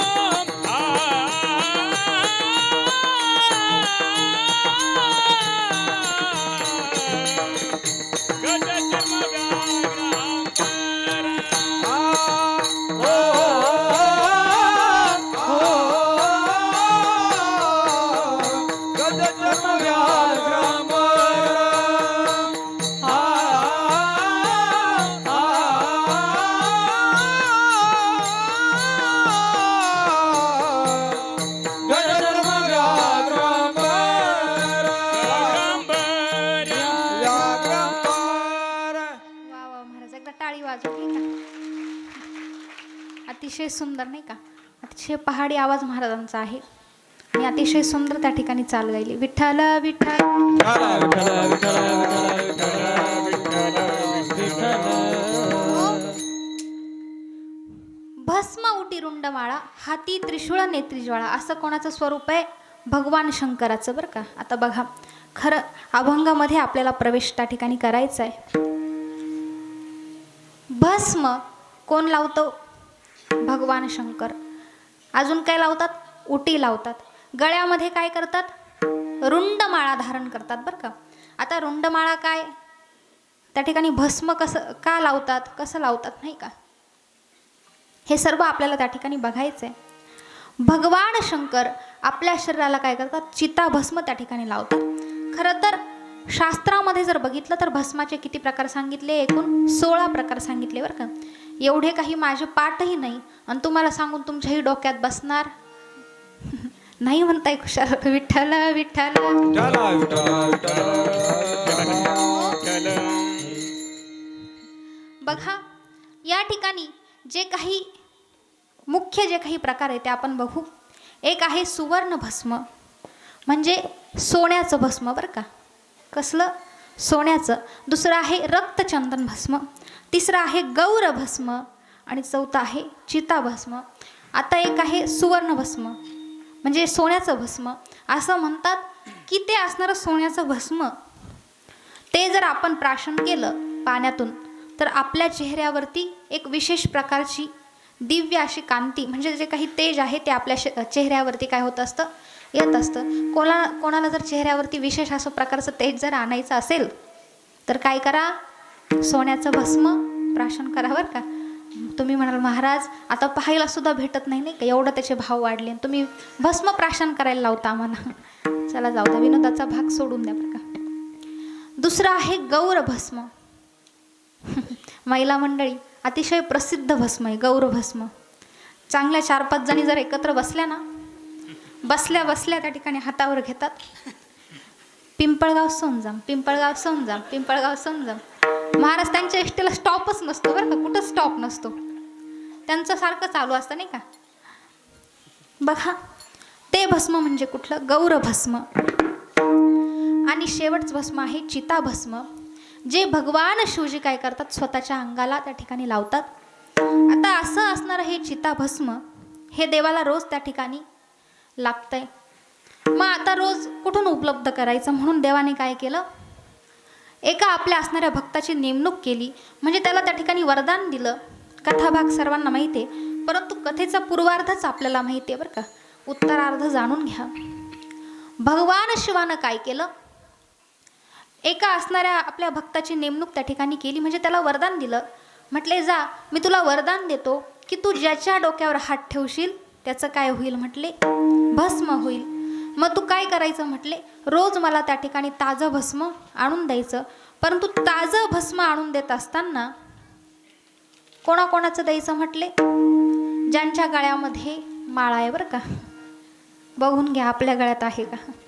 ज्यांच्या गळ्यामध्ये माळा आहे, ज्यांनी आयुष्यभर नामस्मरण केलं, देवाचं पूजन केलं, आयुष्यभर त्या ठिकाणी वाऱ्या केल्या, अशा सात्विक माणसाचंच काय करायचं? म्हटले, मला भस्म त्या ठिकाणी आणून द्यायचं. ज्याने आपल्या जीवनामध्ये शिव्या दिल्या, आयुष्यभर मद्यपान त्या ठिकाणी केलं, मांसाहार आपल्या जीवनामध्ये केला, त्याचं भस्म आणायचं नाही. म्हणजे बघा बरं का, देव असं भस्म अंगाला सुद्धा लावत नाही. मग आता याला वरदान दिलं, तो कोण? भस्मासूर बरं का. भस्मासुराला त्या ठिकाणी वरदान दिलं आणि सांगितलं, म्हटले, बाबा भस्म आणत असताना अशा माणसाचं आणायचं की ज्याचा अंतकाळ त्या ठिकाणी जवळ आलेला असेल बरं का, जो त्या ठिकाणी मरणाला त्या ठिकाणी देवाकडे मागत असेल, त्याच गृहस्थाचं काय करायचं? म्हटले, भस्म आणायचं. आता असं सांगितलं आणि त्याची नेमणूक केली. भस्मासूर रोज उठायचा आणि देवाला त्या ठिकाणी चिताभस्म घेऊन यायचा. परंतु महाराज त्याला त्या असणाऱ्या वरदानाचा इतका त्या ठिकाणी गर्व झाला की तो उठसूट कोणाच्याही डोक्यावर हात ठेवायला लागला बरं का. कोणाच्याही त्या ठिकाणी वारकरी सोडीना, देवही सोडीना आणि खाणारे पिणारेही सोडीना, नाही का. मग नारद मुनींनी त्या ठिकाणी पाहिलं, म्हटले, आता याला थांबवावं लागेल. नारद मुनी त्या ठिकाणी भस्मासुराकडे आले. म्हटले, अरे बाबा, आता किती दिवस, नाही का, किती दिवस तू लोकाच्या त्या ठिकाणी चाकरी करशील. तू काय कर म्हटले, स्वतःचं राज्य प्रस्थापित कर, नाही का. म्हटले, काय करू मग. म्हटले, काही नाही, भगवान शंकराच्या डोक्यावर हात ठेव आणि काय कर, पार्वतीला पळून ने. आता भस्मासुराच्या डोक्यात त्या ठिकाणी फिट झालं, नाही का. आणि भस्मासूर कुठे आला, भगवान शंकराच्या डोक्यावरती हात ठेवण्यासाठी आला. महादेवाने पाहिलं, हे तर आपण वरदान दिलं होतं, हे आपल्याच गळ्यात आलं, नाही का. मग महादेवजी त्या ठिकाणी पळू लागले. पळत पळत कोणाकडे गेले, ब्रह्मदेवाकडे गेले बरं का. ब्रह्मदेवाकडे गेले. ब्रह्मदेवाला म्हटले, काही करा, परंतु मला काय करा, आज वाचवा म्हटले. ब्रह्मदेव म्हटले, मी तुम्हाला वाचवू शकणार नाही, तुम्ही काय करा म्हटले, विष्णूकडे जा. विष्णूकडे गेले आणि विष्णूने सांगितलं, म्हटले, देवा काळजी करू नका, मी तुम्हाला यातून सोडवतो. भगवान महाविष्णूने सुंदर असा अवतार धारण केला. कोणाचा, विश्वमोहिनीचा बरं का. सुंदर असा अवतार त्या ठिकाणी धारण केला, ज्याचं नावच काय आहे, विश्वमोहिनी. म्हणजे जगामध्ये एवढी सुंदर स्त्री दुसरीकडे कुठेच नसेल बरं का. एवढा सुंदर त्या ठिकाणी अवतार धारण केला. आणि भगवान श्री विष्णू तो विश्वमोहिनीचा अवतार घेऊन भस्मासुरासमोर गेले बरं का. आणि आता भस्मासूर त्या ठिकाणी कामाधुंद झालेला होता. भस्मासुराने विश्वमोहिनीला पाहिलं आणि पाहिल्यानंतर त्याला अशी मनामध्ये इच्छा प्रगट झाली की आता आपण विश्वमोहिनीसोबतच काय करायचं, लग्न करायचं. कुठल्याही परिस्थितीमध्ये ही विश्वमोहिनी आपल्याला प्राप्त झाली पाहिजे. मग विश्वमोहिनीने सांगितलं, म्हटले, तुला जर मला मिळवायचं असेल तर तू काय कर, माझ्यासारखं नृत्य कर. आणि मग त्या ठिकाणी सुंदर असं 3 तालामध्ये भगवान श्री विष्णू म्हणजे ती असणारी विश्वमोहिनी नृत्य त्या ठिकाणी करायला लागली. त्या ठिकाणी त्या वाद्यावरती सुंदर असा तो 3 ताल वाजतोय. आणि 3 ताल वाजत असताना विष्णू म्हणजे ते असणारी विश्वमोहिनी त्या ठिकाणी नृत्य करते.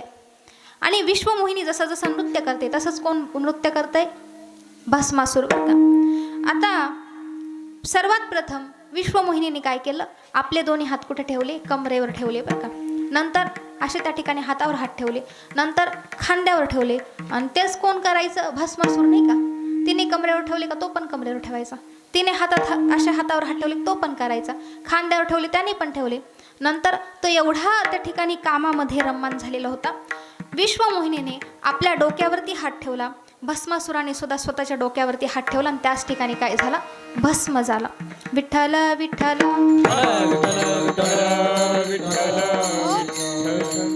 सांगण्याचं माझं तात्पर्य एकच आहे बघा.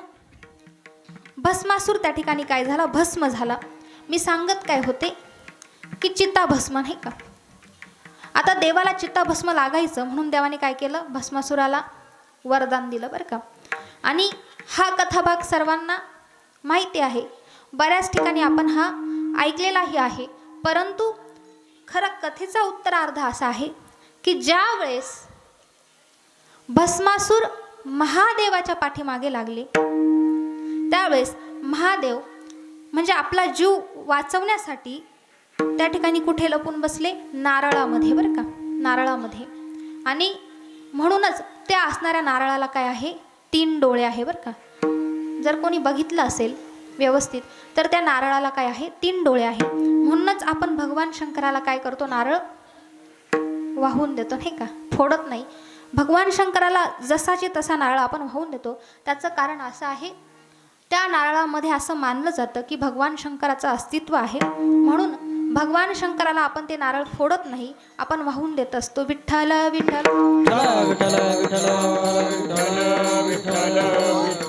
बघा आता या ठिकाणी पहिलं झालं, नाही का, देव काय चित्ताभस्म लावतात.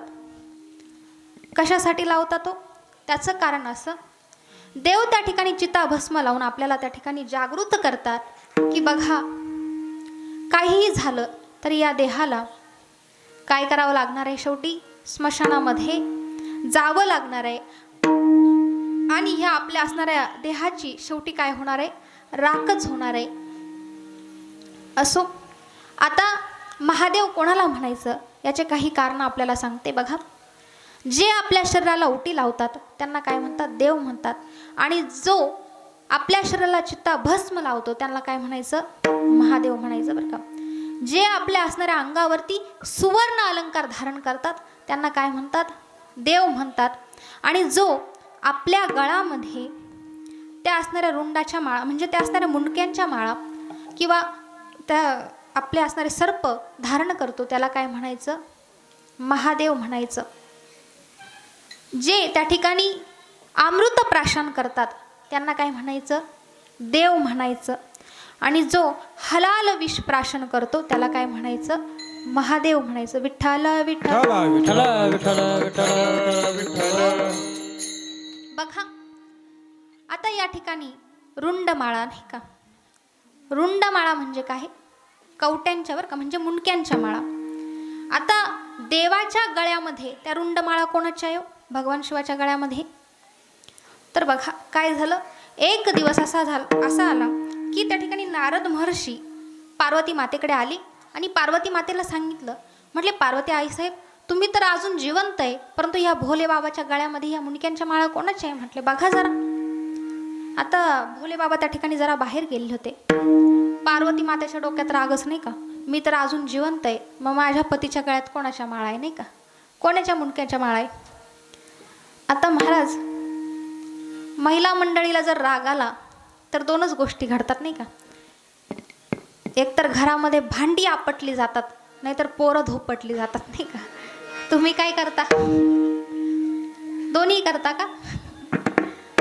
या दोन्ही क्रिया जर आपल्या घरामध्ये जर घडल्या तर पुरुष मंडळींनी समजून जायचं आपले गृहमंत्री काय आहे? नाराज आहे नाही का. मग आता भगवान शिवाला त्या ठिकाणी समजलं की पार्वती मातेला त्या ठिकाणी काय आलेला आहे? राग आलेला आहे. मग म्हटले पार्वती तू का नाराज आहे? म्हटले देवा मी या ठिकाणी जिवंत असताना तुमच्या गळ्यामध्ये या माळा कोणाच्या? म्हटले या कवट्यांच्या माळा कोणाच्या? त्यावेळेस देवाने सांगितलं, म्हटले हे बघ पार्वती मी या ठिकाणी अजन्म आहे, मला मरण नाही, परंतु तू कधी त्या ठिकाणी सती होते, कधी पार्वती होते, कधी अंबिका होते, कधी कालिका होते, तुझे अनेक जन्म त्या ठिकाणी होतात. मग तू गेल्यानंतर तुझा विरह काही मला सहन होत नाही, म्हणून मी काय करतो तुझ्या असणाऱ्या या मुंडक्यांच्या म्हणजे त्या कवट्यांच्या माळा मी माझ्या गळ्यामध्ये काय केलेल्या आहेत? धारण केलेला आहे. आता हा एक भाव झाला. आणि दुसरा भाव जर सांगायचा झाला तर बघा परमपूज्य श्री गुरु डोंगरेजी महाराज सांगायचे बरं का, भगवान शिवाच्या गळ्यामध्ये ज्या काही रुंड माळा आहे, डोंगरेजी महाराज म्हणायचे त्या माळा म्हणजे देवाचे जे काही प्राणप्रिय भक्त आहे ना त्यांच्या मुंडक्यांच्या माळा म्हणजे काय? त्या रुंड माळा. विठ्ठल विठ्ठल विठ्ठल विठ्ठल विठ्ठल विठ्ठल विठ्ठल. हो बघा आता रुंड माळा झाल्या नाही का, भस्मवटी रुंड माळा, हाती त्रिशूळ नेत्री ज्वाळा. आता खरं तर चिंतन खूप मोठं आहे नाही का, आपल्याला अजून बरंच चिंतन करायचंय, पण 8:45 तर आत्ताच झाले नाही का. असो जो काही उर्वरित वेळ आहे त्याच्यामध्ये आपण बरंच त्या ठिकाणी गाठायचा प्रयत्न करू नाही का. विठ्ठल विठ्ठल विठ्ठल विठ्ठल विठ्ठल विठ्ठल. हो भस्मवटी रुंडमाळा, हाती त्रिशूळ नेत्री ज्वाळा. आता या ठिकाणी भस्म झालं, रुंडमाळा झाल्या, आता हाती त्रिशूळ नेत्री ज्वाळा. बघा हातामध्ये त्रिशूळच का, अनेक त्या ठिकाणी देवांनी शस्त्र अस्त्र धारण केलेले आहेत. कोणाच्या हातामध्ये धनुष्यबाण आहे? प्रभू श्री रामचंद्र काय आहे हातामध्ये? धनुष्यबाण आहे. हनुमानजी हातामध्ये काय आहे? गदा आहे. भगवान श्री विष्णू काय आहे? सुदर्शन चक्र आहे. मग या भोले बाबाकडे त्रिशूळच का? त्याचं कारण असं आहे की जो भूत भविष्य आणि वर्तमान जाणतो त्याला त्रिशूळ धारण करण्याचा काय आहे? अधिकार आहे.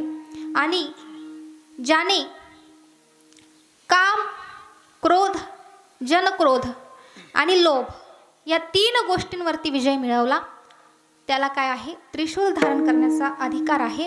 आता देवाने कामावरती कसा विजय मिळवला, लोभावरती कसा मिळवला आणि जनक्रोधावरती कसा मिळवला हे थोडक्यात आपल्याला सांगते आणि पुढे चलते बरं का. आता बघा प्रथमतः देवाने लोभावरती विजय मिळवला. कोणी? भगवान शंकराने. देवाच्या ठिकाणी लोभ हा नाही. कसा सांगते. काय झालं, पार्वती माता त्या ठिकाणी एक दिवस बसलेल्या होत्या आणि देवाला सांगितलं, म्हटले देवा अजून किती दिवस, म्हटले अजून किती दिवस असं उघड्यावर राहायचं नाही का, या असणाऱ्या कैलास पर्वतावरती म्हटले असं उघड्यावर किती दिवस राहायचं, काहीतरी जरा घराची व्यवस्था करा म्हटले. आता मग भगवान शंकराने काय केलं, पार्वती आईसाहेबांसाठी काय केली, सुवर्ण लंका निर्माण केली बरं का. खरी लंका ही कोणाची आहे? भोले बाबाची आहे, परंतु ती कोणाला गेली? रावणाला. मग सुवर्ण लंका त्या ठिकाणी भोले बाबांनी निर्माण केली. कोणासाठी? पार्वती मातेसाठी. आणि मग त्याच्या असणाऱ्या वास्तुशांतीसाठी देवाने काय केलं? रावणाला बोलवलं बरं का. आता रावणाने काय केलं? त्या असणारी जे काही घराची जी काही वास्तुशांती आहे ती अतिशय योग्य रीतीने ती पूजा त्याने काय केली? पार पाडली. आणि पार पाडल्यानंतर भगवान शिवजी एवढे प्रसन्न झाले, महाराज एवढे प्रसन्न झाले की शिवाने सांगितलं, म्हटले तुला काय मागायचं ते माग. मग आता असं म्हटल्यानंतर रावण म्हटला काय करा तुम्ही, मला काय करा, तुमची जी काही लंका आहे तीच मला काय करा, म्हटले भेट द्या. देवाने ती जी काही लंका होती जशीची तशी काय केली? रावणाला भेट दिली. दृष्टांत संपला. सांगण्याचं तात्पर्य एकच आहे, देवाने लोभावरती या ठिकाणी विजय मिळवला. आपण आपल्या बायकोला साडी जरी आणली तर ती दुसरीला देऊ का? देऊ का? कोणी जर मागितली ती देऊ का? नाही देणार, नाही का? आपल्या ठिकाणी तेवढा लोभ आहे, नाही का? परंतु भगवान परमात्म्याने आपल्या पत्नीसाठी जो काही सुवर्णाची जी काही लंका निर्माण केलेली होती ती काय केली? दान त्या ठिकाणी देऊन टाकली. विठ्ठल विठ्ठल विठ्ठल विठ्ठल विठ्ठल विठ्ठल विठ्ठल. सांगण्याचं माझं तात्पर्य एकच आहे की देवाने लोभावरती सुद्धा या ठिकाणी विजय मिळवला.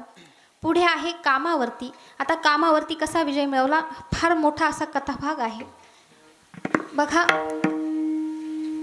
त्या ठिकाणी सती मातेने काय केलं? जरा थोडक्यातच सांगते बरं का. सती मातेने काय केलं? आपलं जे काही शरीर आहे ते कुठे समर्पण केलं? अग्निकुंडामध्ये बरं का. का केलं, कसं केलं, हे हा कथाभाग सर्वांना माहिती आहे.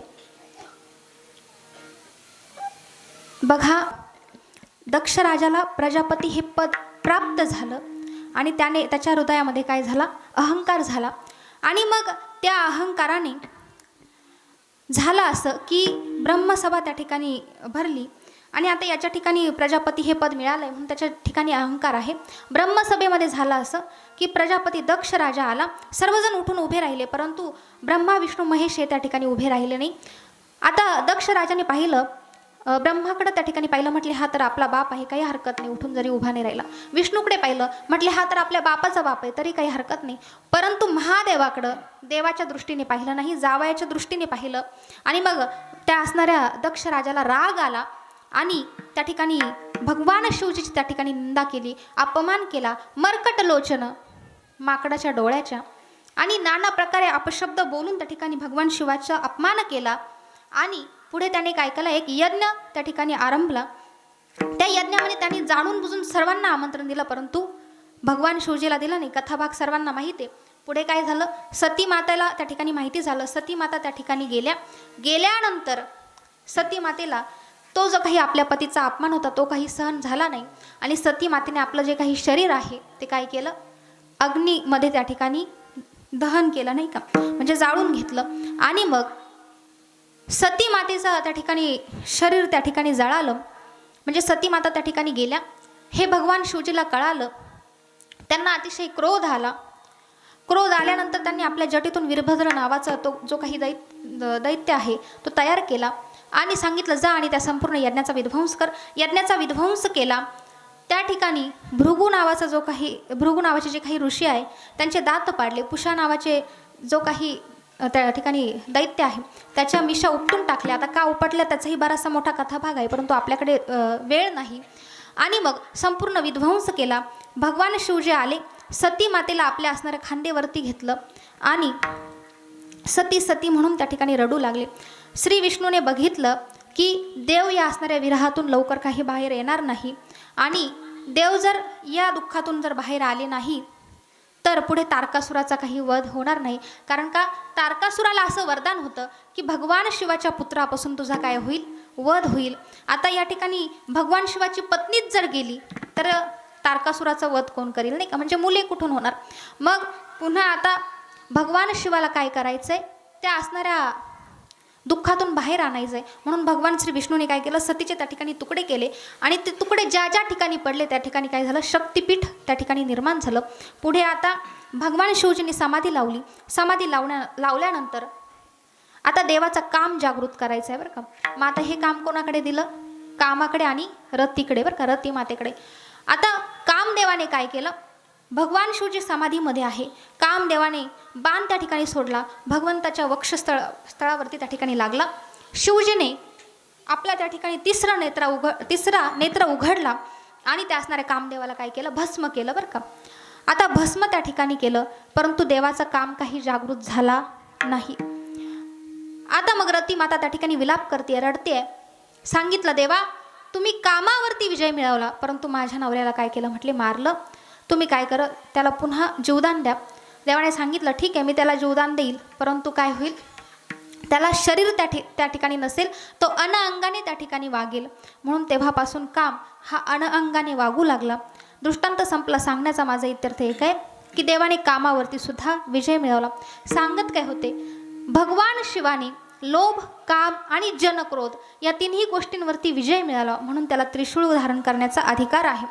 आता या दोन गोष्टी तर झाल्या. आता जनक्रोध बघा, झालं असं की भगवान शिवजी आणि पार्वती माता एकांतवासामध्ये होते बरं का. म्हणजे त्या ठिकाणी भृगु ऋषी जे आहे ना, भृगु ऋषींनी आणि त्यांचे जे काही भावंड आहे त्यांनी तपश्चर्या केली आणि त्या असणाऱ्या तपश्चर्याचं फळ आता द्यायचं कोणाला, म्हणून ते विचारण्यासाठी ते कोणाकडे गेले, देवतांकडे गेले. पहिले त्या ठिकाणी श्री विष्णूकडे गेले, तर श्री विष्णू त्या असणाऱ्या शेष नागावरती क्षीरसागरामध्ये पहुडलेले होते आणि लक्ष्मी माता काय करत होत्या, त्यांचे पाय चेपत होत्या. भृगु ऋषींनी त्या ठिकाणी पाहिलं, त्यांना राग आला आणि काय केलं, भगवंताच्या छातडामध्ये लात मारली. श्रीवत्सलांछन नाही का, देवाच्या छातीमध्ये लात मारली. आजही ती देवाची खून अजूनही तशी आहे नाही का. पुढे ब्रह्मदेवाकडे गेले. ब्रह्मदेव त्या ठिकाणी सरस्वती मातेचं गायन ऐकण्यात त्या ठिकाणी मग्न होते आणि मग मग्न असल्या कारणाने भृगु ऋषींना राग आला आणि ब्रह्मदेवाला श्राप दिला की जा, तुमची पूजा या जगामध्ये कोणीही करणार नाही. म्हणून ब्रह्मदेवाला आपण पूजत नाही, फक्त एकाच ठिकाणी मंदिर आहे, कुठे, पुष्करमध्ये बरं का. आणि नंतर सगळ्यात शेवट भगवान शिवजी आणि पार्वती मातेकडे गेले, तर ते दोघेही एकांतवासामध्ये होते. शिवजीने गणांना सांगितलेलं होतं की काही कोणालाही आतमध्ये येऊन द्यायचं नाही. मग आता भृगु ऋषी आले, म्हणून गणाने काय केलं, हात त्या ठिकाणी आडवा केला. परंतु भृगु ऋषी अत्यंत क्रोधायमान झालेले होते. त्यांनी सांगितलं, म्हटले हात मागे घे, नाही तर मी काय करेल, भस्म करेल. आणि त्यांनी काय केलं, असा हात लोटला आणि भृगु ऋषी आतमध्ये गेले. भगवान शिवजीला भृगु ऋषींनी ज्या असणाऱ्या अवस्थेमध्ये बघितलं आणि पाहिल्यानंतर शिव शिव शिव त्या ठिकाणी बोलले ना, आपले डोळे बंद केले आणि देवाला श्राप दिला की देवा, मी तुला ज्या स्वरूपामध्ये पाहिलं ना, त्याच स्वरूपामध्ये तुझं अख्खं जग काय करेल, पूजा करेल. म्हणून भगवान शिवाची त्या ठिकाणी काय करतात, लिंगाची पूजा करतात बरं का, शिवलिंगाची त्या ठिकाणी पूजा करतात. भगवान शिवाची कुठेही तुम्हाला मूर्त बघायला मिळणार नाही. भगवान शिवाची त्या ठिकाणी शिवलिंगाची म्हणून पूजा करतात. आता बघा, सांगण्याचा माझा तात्पर्य एकच आहे. तसं जर बघायला गेलं तर भगवान शिवाने आपला तिसरा नेत्र उघडून भृगु ऋषींना त्या ठिकाणी भस्म केलं असतं बरं का, परंतु देवाच्या ठिकाणी क्रोध त्या ठिकाणी नाही. दृष्टांत संपला. सांगायचं मला एकच आहे, देवाने क्रोधावरती सुद्धा काय केलेलं आहे, विजय त्या ठिकाणी मिळवला आहे. म्हणून देवाच्या हातामध्ये काय आहे, त्रिशूळ आहे. विठ्ठल विठ्ठल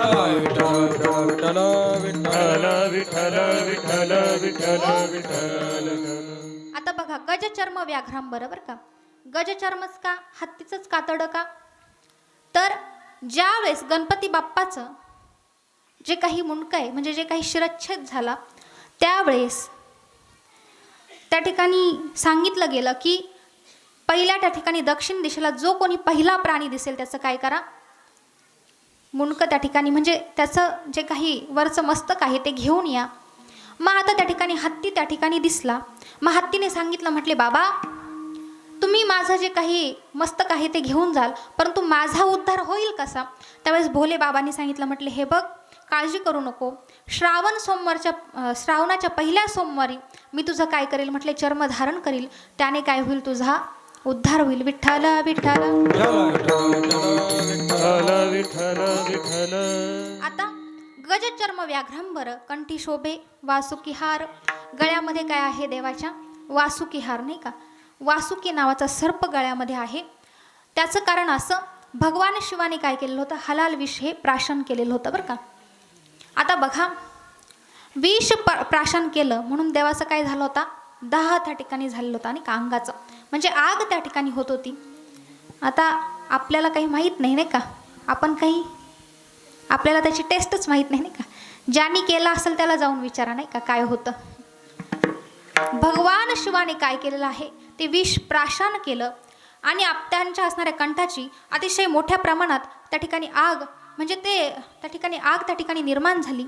तो दाह त्या ठिकाणी होतोय. मग तो असणारा दाह शांत करण्यासाठी अनेक प्रकारच्या वस्तू त्या ठिकाणी आणल्या गेल्या.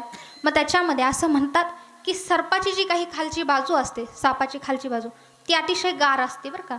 आता मला काही माहीत नाही बरं का मी काही प्रॅक्टिकल केलं नाही. तुम्हाला बघायचं असेल तर तुम्ही प्रॅक्टिकल करू शकता नाही का. घेऊन त्या ठिकाणी हातावरती ठेवायचं, म्हणजे कळेल आपल्याला नाही का गार आहे की गरम आहे. बघा, मग त्या ठिकाणी देवाला त्या ठिकाणी गारवा निर्माण होण्यासाठी, थंडावा मिळण्यासाठी देवाने काय केलेलं आहे, गळ्यामध्ये तो वासुकी नावाचा जो काही सर्प आहे तो धारण केलेला आहे. गज चर्म व्याघ्रांबर कंठी शोभे वासुकी हार. पुढं आता वर्णन आलेलं आहे. भूते वेताळ नाचती, वेताळ नाचती, भूते वेताळ नाच, वेताळ नाच, भूते वेताळ नाचती, भूते वेताळ नाच, भूते वेताळ नाचती, भूते वेताळ नाच. हर्षयुक्त उमापती, हर्षयुक्त उमापती, हर्षयुक्त उमापती, हर्षयुक्त उमापती. गज चर्म व्याघ्रंबर, गज चर्म व्याघ्रंबर, गज चर्म व्याघ्रंबर, गज चर्म व्याघ्रंबर, गज चर्म व्याघ्रंबर, गज चर्म व्याघ्रंबर, गज चर्म व्याघ्रंबर, गज चर्म व्याघ्रंबर. हो. पुढे वर्णन आलेलं आहे. भूते वेताळ नाचती हर्षयुक्त उमापती. आता भूते वेताळ नाचती म्हणजे या ठिकाणी भगवंताच्या विवाहाचं वर्णन आलेलं आहे बरं का. आपण थोडक्यात बघू आणि पुढे चलू. बघा, भगवान शिवजीचा त्या ठिकाणी विवाह ठरला बरं का. आता सर्वांनी लग्नाला आल्यासारखं बसायचं आहे बरं का. अजिबात चेहरे पाडायचे नाही. आपण एखाद्याच्या लग्नात गेल्यानंतर कसं व्यवस्थित बसलेलो असतो की नाही, तसं बसायचं एकदम स्ट्रेट. बेठे बेठे सावधान. विठ्ठल विठ्ठल. बघा, आता भगवान शिवजीच्या त्या ठिकाणी विवाहाची तयारी आहे आणि देवाला त्या ठिकाणी तयार करण्यात आलं. कशासाठी? विवाहासाठी बरं का. आता बारात म्हणजे देवाची जी काही वरात आहे ती त्या ठिकाणी निघाली. वरातीत नाचायला कोण? भूते वेताळ नाही का. काहींचे डोके गुडघ्याला नाही का, काहींचे पायवरती डोक्यावरती, काही उलटे नाही का. भूते वेताळ त्या ठिकाणी कुठे? देवाच्या लग्नामध्ये नाचायला. आणि मग देव सुंदर त्या ठिकाणी तयार झाले. आता आपले नवरदेव काय करतात हो? अंगाला त्या ठिकाणी हळदी लावतात नाही का. परंतु देवाच्या अंगाला काय आहे? चिता भस्म आहे. आपले नवरदेव काय करतात? गळ्यामध्ये चांगलं, आपल्याला कुठं द्यायचं आहे नाही का, चांगलं 10-12 तोळ्याचं नाही का, 10-12 तोळ्याचं लॉकेट धारण करतात. कसलं? सोन्याचं. देवाच्या गळ्यामध्ये काय आहे? वासुकी हार नाही का, सर्प आहे, रुंड माळा आहेत. त्या ठिकाणी अंगाला काय आहे? गजचर्म आहे, व्याघ्रांबर आहे. हातामध्ये सुंदर पद्धतीचे त्या ठिकाणी सर्पाचे जे काही शेपटे आहे त्या ठिकाणी बांधलेले आहे. सुंदर अशा जटा आहे आणि देवांनी त्या ठिकाणी सुंदर स्वतःचं स्वरूप तयार केलं आणि देव नंदीवरती बसले आणि देवाची बारात निघाली. आता बघा बरं का, देवाची बारात निघाली. त्या ठिकाणी भूते वेताळ देवाचे म्हणजे भूत त्या ठिकाणी नाचतायत. सुंदर असे वाद्य त्या ठिकाणी वाजतायत आणि ती वरात कुठे गेली? हिमालयाकडे गेली बरं का. आता पार्वती मातेसोबत विवाह आहे ना, मग हिमालयाकडे गेली. गेल्यानंतर सर्वात पहिले कोण होतं माहिती का पुढे? भगवान श्री विष्णू बरं का. हिमालय पुढे आला. पार्वती मातेचे वडील आहे ते पुढे आले आणि हिमालयाने भगवान श्री विष्णूला प्रश्न केला. बोले, अब्दुल्ला हो, म्हणजे तुम्ही नवरदेव आहात का? विष्णू बोलले, नाही, मी नवरदेव नाही म्हटले. अजून नवरदेव कुठे आहे? मागे आहेत. आता तेव्हा काही अशी प्रथा नव्हती नाही का, आधी जाऊन यायचं, बघून यायचं नाही का. डायरेक्ट विवाह ठरला की त्या ठिकाणी विवाहाच्याच ठिकाणी भेटायचं. मग आता विष्णूने सांगितलं नवरदेव कुठे आहे? मागे आहेत. म्हटले, का बरं? म्हटले, त्या ठिकाणी हिमालय त्या ठिकाणी बोलतोय. म्हटले, जर बाराती एवढे म्हणजे त्या ठिकाणचे नवरदेवाचे कलवरे जर एवढे सुंदर असतील तर नवरदेव किती सुंदर असेल नाही का म्हटले. श्री विष्णू म्हटले हा हा बेलवाला तो बहुत सुंदर है नाही का. तुम्ही फक्त बघा म्हटले किती सुंदर आहे नाही का. बघा त्या ठिकाणी भगवान शंकराची एंट्री झाली आणि भगवान शंकराला ओवाळण्यासाठी सासूबाईने म्हणजे मैना मातेने हातामध्ये आरतीचं ताट त्या ठिकाणी काय केलेलं होतं, घेतलेलं होतं बरं का. आणि त्या ठिकाणी मैना माता समोर आली. तिकडून मैना मातेसोबत जे काही घरातले जे काही लहान मुलं होते सर्व त्या ठिकाणी मंडळी सोबत बाहेर आली आणि इकडून भगवान शंकरजीही आले. आल्यानंतर मैना मातेने जसं देवाला पाहिलं, कोणाला, भगवान शिवाला, तशी मैना माता त्या आरतीच्या ताटासोबत काय चक्कर येऊनच पडली महाराज नाही का.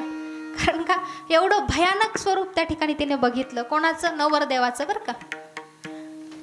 आणि मग भगवान शिवजी त्या ठिकाणी शृंगीला विचारते, बोले शृंगी ये कौन है.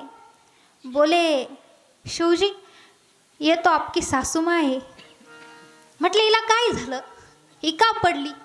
म्हटले देवा तुम्हाला घरीच सांगितलं होतं गळ्यामध्ये या सापाचं काही काम नाही, याला घरीच ठेवा नाही का, जरा व्यवस्थित तयार व्हा, परंतु तुम्ही माझं ऐकलं नाही. म्हटले तुमचं एवढं भयानक स्वरूप पाहून ती काय झाली, म्हटली चक्कर येऊन पडली. मग त्या ठिकाणी नारद मुनी त्या ठिकाणी आले. आल्यानंतर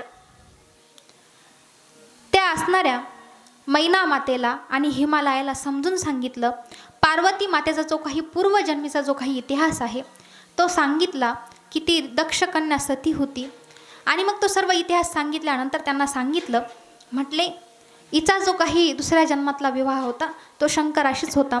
मग ते तयार झाले आणि त्या ठिकाणी भगवान शिवाचा विवाह त्या ठिकाणी पार पडला. पार पडल्यानंतर आता प्रसंग आला बिदाईचा बरं का, म्हणजे मुलगी त्या ठिकाणी पाठवण्याचा. बघा हिमालयासारखा पहाडी छातीचा बाप आहे, परंतु कन्येला त्या ठिकाणी कन्येची बिदाई करताना त्या ठिकाणी तो रडतोय. हिमालयाला सुद्धा त्या ठिकाणी पाझर फुटला. अतिशय करुणामय प्रसंग त्या ठिकाणी आहे. आणि त्यानंतर शिवजी पार्वती मातेला घेऊन कैलासावरती आले आणि मग त्या ठिकाणी त्यांचं जे काही जीवन आहे ते सुरू झालं. पुढे समयपरांत त्या ठिकाणी त्यांना 2 पुत्र झाले. त्याच्यामध्ये जे काही कार्तिक स्वामी आहे त्यांच्या हातून काय झालं, तारकासुराचा वध झाला. असो आता दृष्टांत या ठिकाणी संपला. हर्षयुक्त उमापती आणि भूते वेताळ नाचती नाही का. आता बघा तिसरंही चरण अभंगाचं आपण सोडवलं अतिशय घाईघाईमध्ये नाही का. पुन्हा जर कधी योग आला तर पुन्हा विस्तृत चिंतन या अभंगावरती करू. पुढे शेवटच्या चरणामध्ये संत सोनार सांगतात, सर्व सुखाचे आगर सर्व सुखाचे आगर सर्व सुखाचे आगर सर्व सुखाचे आगर सर्व सुखाचे आगर आगर सर्व सुखाचे आगर सर्व सुखाचे आगर आगर सर्व सुखाचे आगर सर्व सुखाचे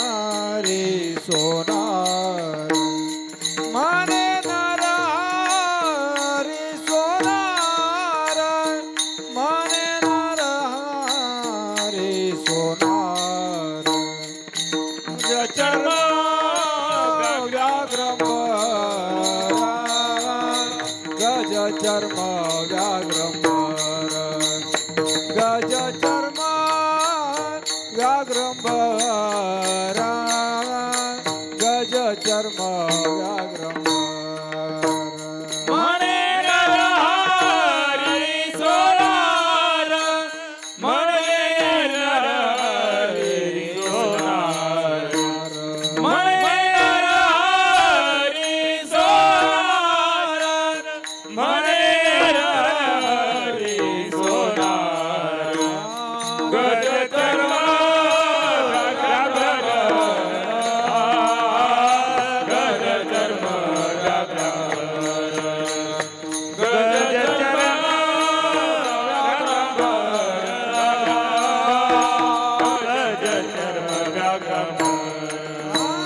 कंठी शोभे वासुकिहार कंठी शोभे वासुकिहार कंठी शोभे वासुकिहार कंठी शोभे वासुकिहार गज चर्म व्याघ्रंभरा गज चर्म व्याघ्रंभरा गज चर्म व्याघ्रंभरा गज चर्म व्याघ्रंभरा कंठी शोभे वासुकिहार कंठी शोभे वासुकिहार कंठी शोभे वासुकिहार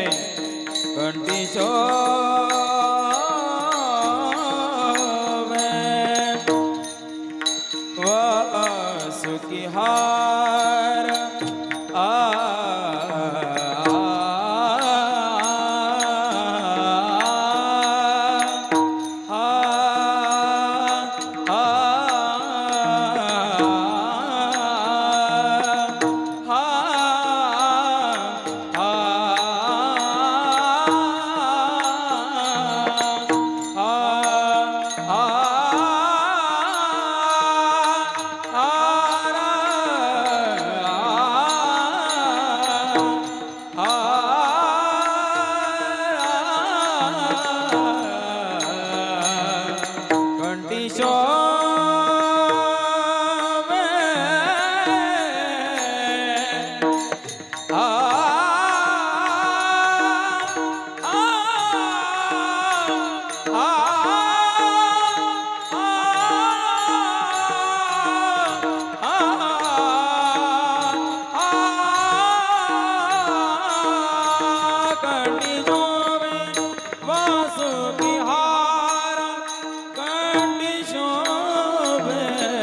वासुकिहार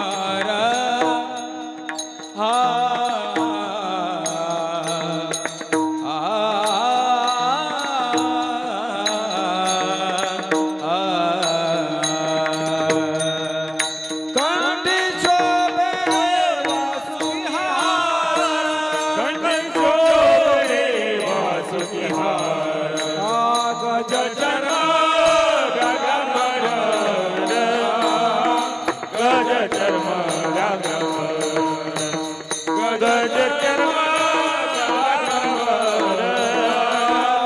गज चर्म गज चर्म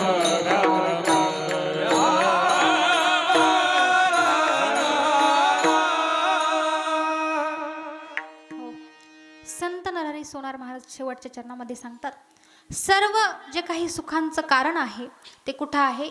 भगवंताच्या पायाजवळ, म्हणजे शिवजीच्या पायाजवळच आहे, नाही का? तुम्ही फक्त देवाला शरण जा, त्याची मनोभावे सेवा करा. तो इतका भोळा आहे महाराज, इतका भोळा आहे की तो त्या ठिकाणी तुम्हाला सर्वस्व त्या ठिकाणी काय करतो? देऊन टाकतो, नाही का? तो फार त्या ठिकाणी, शिवजी म्हणजे अतिशय भोळं दैवत, नाही का? शिवभोळा चक्रवर्ती त्याचे पाय माझे चित्ती, अतिशय भोळं दैवत आहे. तुम्ही जर त्याला शरण गेले तर तो काय नाही म्हणून तुम्हाला देऊन टाकेल, नाही का? म्हणून संत नरहरी सोनार महाराज सांगतात, तुम्ही काय करा? त्याला शरण जा, त्याची मनोभावे पूजा करा. असो अभंगाचा धावता नाम सरळ सरळ भावार्थ, सरळ भावार्थ म्हटलं तरी चालेल, नाही का? विस्तृत चिंतन काही आपल्याला करता त्या ठिकाणी आलं नाही, परंतु अतिशय उर्वरित जो काही वेळ होता त्या वेळेमध्ये अतिशय धावता भावार्थ म्हटलं तरी चालेल, तो मी आपल्याला सांगण्याचा प्रयत्न केला. हे त्या ठिकाणी असंच असेल हेही मी सांगू शकत नाही. याच्यामध्ये काही त्या ठिकाणी दुरुस्ती असू शकते किंवा काही वेगळंही असू शकतं, परंतु माझ्या अल्पमती अल्पबुद्धीला या ठिकाणी जसं उमगलं तसं मी आपल्यासमोर त्या ठिकाणी ठेवण्याचा प्रयत्न केला. असो. भस्म उटी रुंडमाळा, भस्म उटी रुंडमाळा, हाती त्रिशूळ नेत्री ज्वाळा, गज चर्मा व्याघ्रांबर, कंठी शोभे वासुकी हार, भूते वेताळ नाचती, भूते वेताळ नाचती, हर्षयुक्त उमापती, गज चर्मा व्याघ्रांबर, कंठी शोभे वासुकी हार, सर्व सुखाचे आगर, सर्व सुखाचे आगर, म्हणे नरहरी सोनार, गज चर्मा व्याघ्रांबर, कंठी शोभे वासुकी हार. हो. आता या ठिकाणी वारकरी संप्रदायाच्या नियमानुसार आपण भजन घेऊ. सर्वांनी मोठ्याने भजन करायचं आहे, मुखाने टाळी वाजवायची आहे आणि हाताने भजन करायचं आहे. जागे आहात ना? हां, मुखाने भजन करायचं आणि हाताने काय करायची आहे? टाळी त्या ठिकाणी वाजवायची आहे. त्या ठिकाणी बघा मोठ्याने भजन करायचं आहे बरं का. विठोबा रखुमा,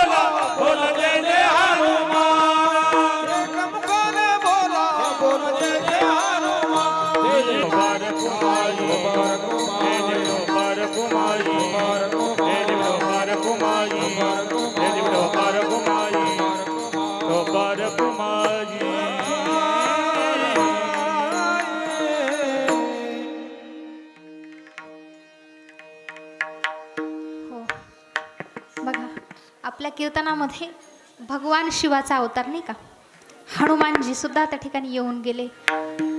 विठ्ठल विठ्ठल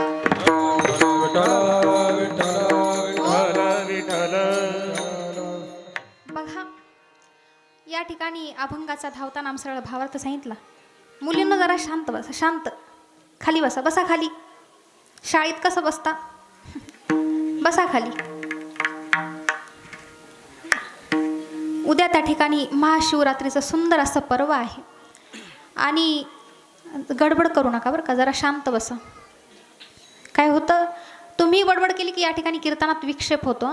त्याच्यामुळे जरा शांत बसा. झालं, फक्त 5 मिनिटं तुमचे शेवटचे घेणार आहे आणि सेवेला पूर्ण विराम देणार आहे. विठ्ठल विठ्ठल.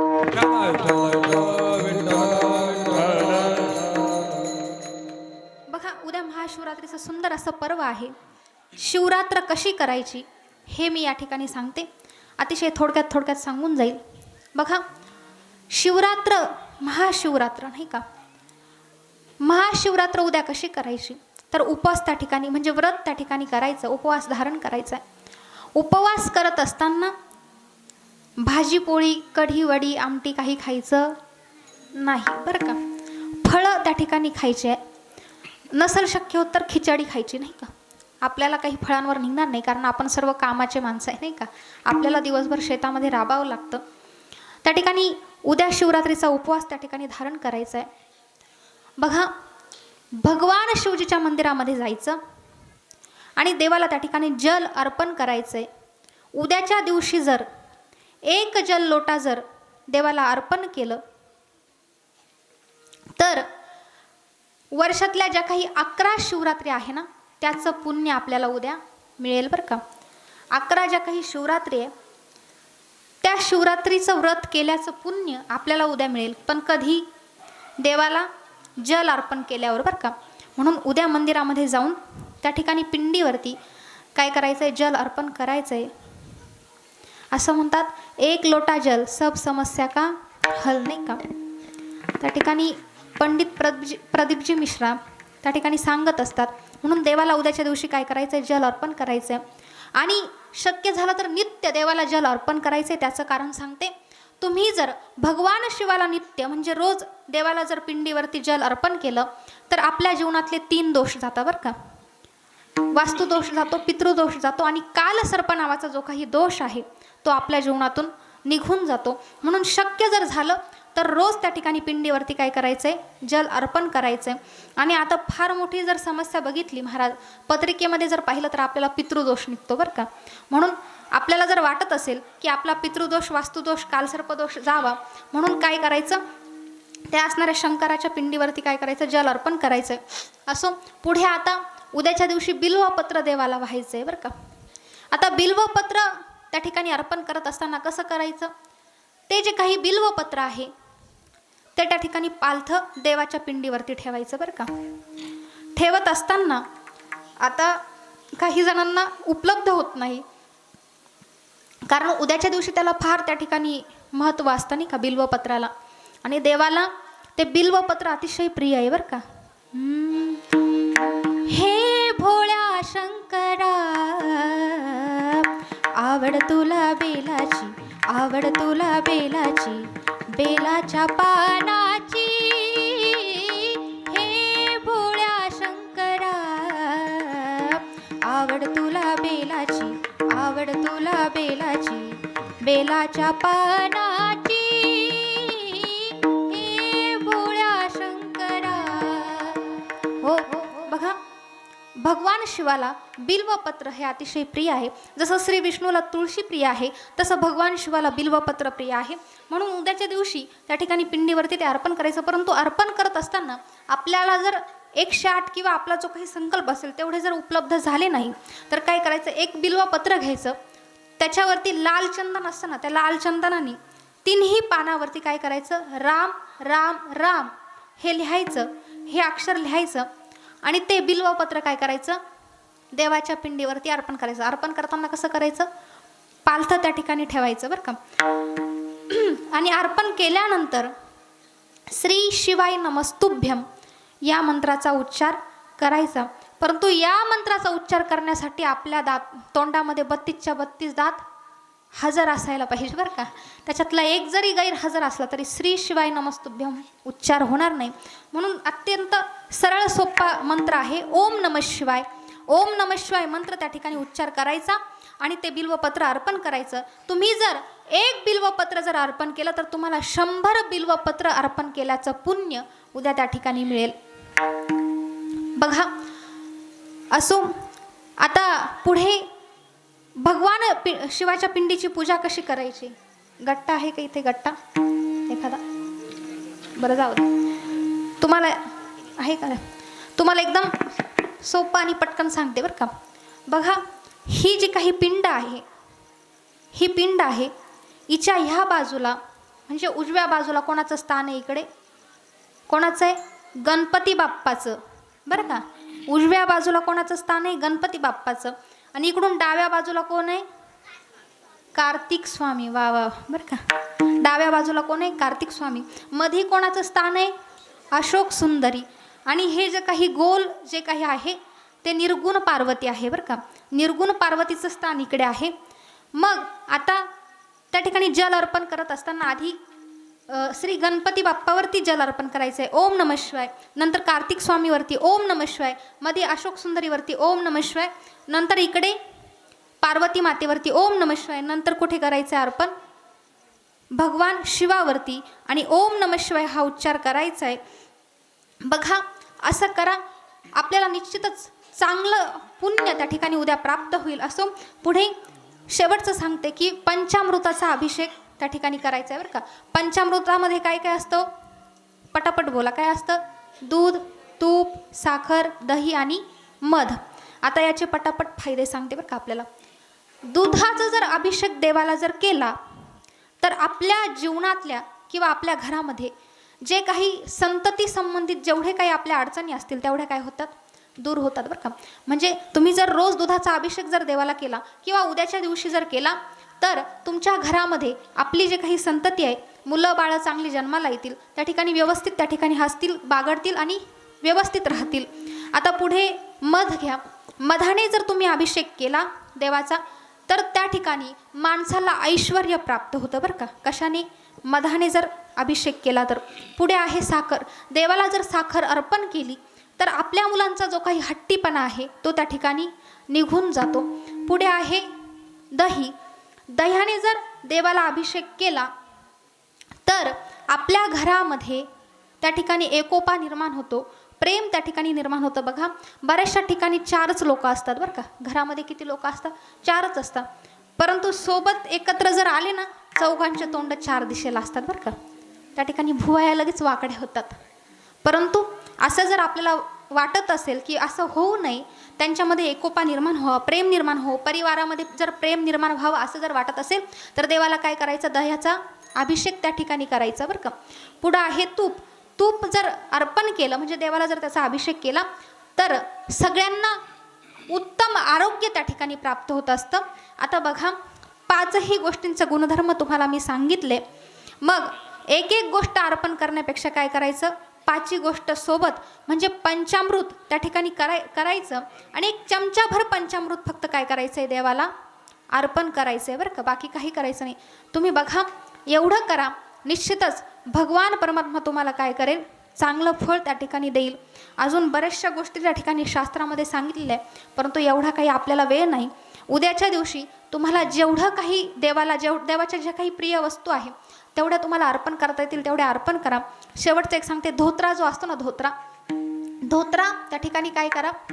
तुम्हाला जर व्यापारामध्ये त्या ठिकाणी तुमच्या असणाऱ्या घरामध्ये, व्यापारामध्ये किंवा तुमच्या असणाऱ्या धंद्यामध्ये जर तुम्हाला काही अडचण असेल तर धोत्रा काय करा? शिवरात्रीच्या दिवशी रात्री 12 वाजता त्या ठिकाणी हळदीमध्ये बुडवा आणि देवाच्या पिंडीवरती ठेवा आणि ओम नमः शिवाय हा उच्चार करा. 10-15 मिनटं तो धोत्रा ठेवा. पुन्हा आपल्याजवळ घ्या. लाल कपड्यामध्ये त्या ठिकाणी तो बांधा आणि आपली जी काही व्यापाराची जागा असेल किंवा तुम्हाला ज्या गोष्टीमध्ये अपयश येत असेल त्या ठिकाणी नेऊन ठेवा. निश्चितच तुम्हाला यश आल्याशिवाय राहणार नाही. एवढं मोठं फळ आपल्या भगवान भोले बाबाचं आहे. देवाला काहीच नाही, तुम्ही फक्त 1 लोटा जल जरी देवाला अर्पण केलं तरी तो अतिशय त्या ठिकाणी आपल्यावरती प्रसन्न होतो. एवढं भोळं दैवत म्हणजे माझं महादेव, नाही का? म्हणून बघा, आपल्या जीवनामध्ये जेवढी होईल तेवढी भोले बाबाची सेवा करा, नाही का? आणि भेद त्या ठिकाणी जीवनामध्ये करू नका, कारण हरिहरा भेद नाही नका करू वाद, नाही का? असो, झालेली जी काही सेवा आहे ती भगवान परमात्म्याच्या चरणी, त्या ठिकाणी गुरुवर्यांच्या चरणी त्या ठिकाणी व्यतीत करते आणि सेवेला पूर्णविराम देते. शेवटी जाता जाता एकच सांगेल की आपल्या जीवनामध्ये या कीर्तनातून काहीही घेऊन जाता आलं नाही तरी चालेल. कारण काय असतं महाराज, कीर्तन झालं का लोक आहे ना उठता, इथंच कपडे झटकतात, नाही का? आणि इथून तसेच निघून जातात. म्हणजे कीर्तनात 2 तास काय ऐकलं याच्याशी त्यांना काही घेणं नसतं. परंतु बघा, जीवनामध्ये भगवान परमात्म्याचं जेवढं तुम्हाला नामस्मरण शक्य होईल तेवढं आपल्या जीवनामध्ये करा. कारण नामस्मरणाशिवाय आपल्या जीवनामध्ये दुसरं काही नाही. देवाशिवाय आपल्याला या जगामध्ये कोणीच तारणार नाही बरं का. जीवनामध्ये सद्गुरू जर तुम्ही केले नसतील, श्रीगुरू जर केलेले नसतील, तर जीवनामध्ये श्रीगुरूंची दीक्षा घ्या, श्रीगुरू त्या ठिकाणी करा. कारण आपण आयुष्यभर जेवढं काही पुण्य करतो किंवा जेवढी काही देवाची सेवा करतो ती त्या ठिकाणी व्यर्थ जात असते. म्हणून श्रीगुरू आपल्या जीवनामध्ये करा. असो, झालेली सेवा या ठिकाणी पूर्ण करते आणि माझ्या सेवेला पूर्णविराम देते. जर बोलता बोलता जर चुकून जर माझ्याकडून काही अपशब्द त्या ठिकाणी गेले असतील तर एक तुमचीच कन्या म्हणून मला या ठिकाणी माफ करा. आणि पुन्हा जर पुढच्या वर्षी जर योग आला शिवरात्रीला तर आपण या अभंगावरती पुन्हा विस्तृत चांगलं चिंतन करू. असो, आज या ठिकाणी माझे जे काही आई वडील आहे तेही आज या ठिकाणी उपस्थित झाले. त्यांच्याही चरणावरती नतमस्तक होते आणि याच ठिकाणी सेवेला आपण पूर्णविराम देऊ. आता एकदा थोडंसं भजन घेऊ भगवान शिवाचं आणि मग त्या ठिकाणी ज्ञानेश्वर माऊली होईल आणि मग जय विठ्ठलवर का. सर्वांनी दोन्ही हात वरती करायचे पटकन. केले का? शेजारी बघून घ्या बरं का, कोणी केले नसतील तर सांगा त्याला. दोन्ही हात वरती करा आणि सर्वांनी मोठ्याने भजन करायचं आहे. नमः शिवाय, ओम नमः शिवाय, नमः शिवाय, नमः शिवाय, ओम नमः शिवाय, हर हर बोले नमः शिवाय, शिवाय ओम नमः शिवाय, हर हर बोले नमः शिवाय. नमः शिवाय, ओम नमः शिवाय, हर हर बोले नमः शिवाय. सर्वेश्वराय शिव सर्वेश्वराय, हर हर भोले नमः शिवाय. महिला मंडळी बोला, सर्वे शिवाय. आवाज आवाज महिला मंडळीचा मोठ्याने. त्र्यंबकेश्वराय शिव त्र्यंबकेश्वराय, हर हर भोले नमः शिवाय. बोला,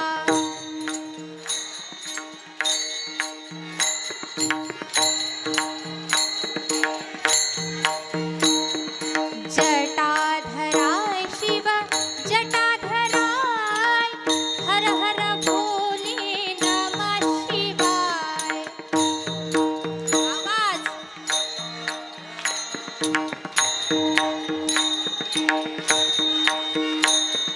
नीलकंठेश्वराय शिव नीलकंठेश्वराय, हर हर भोले नमः शिवाय.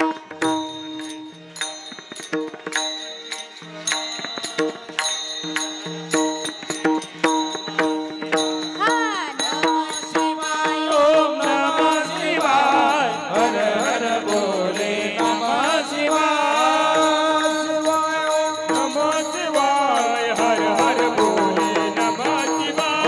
नमः शिवाय, ओम नमः शिवाय, हर हर बोले नमः शिवाय.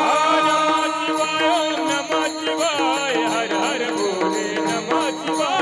नमः शिवाय, ओम नमः शिवाय, हर हर बोले नमः शिवाय. नमः शिवाय, ओम नमः शिवाय, हर हर बोले नमः शिवाय. नमः पार्वती पते हर हर महादेव. बोलिए उमापति महादेव की जय. सियावर रामचंद्र की जय.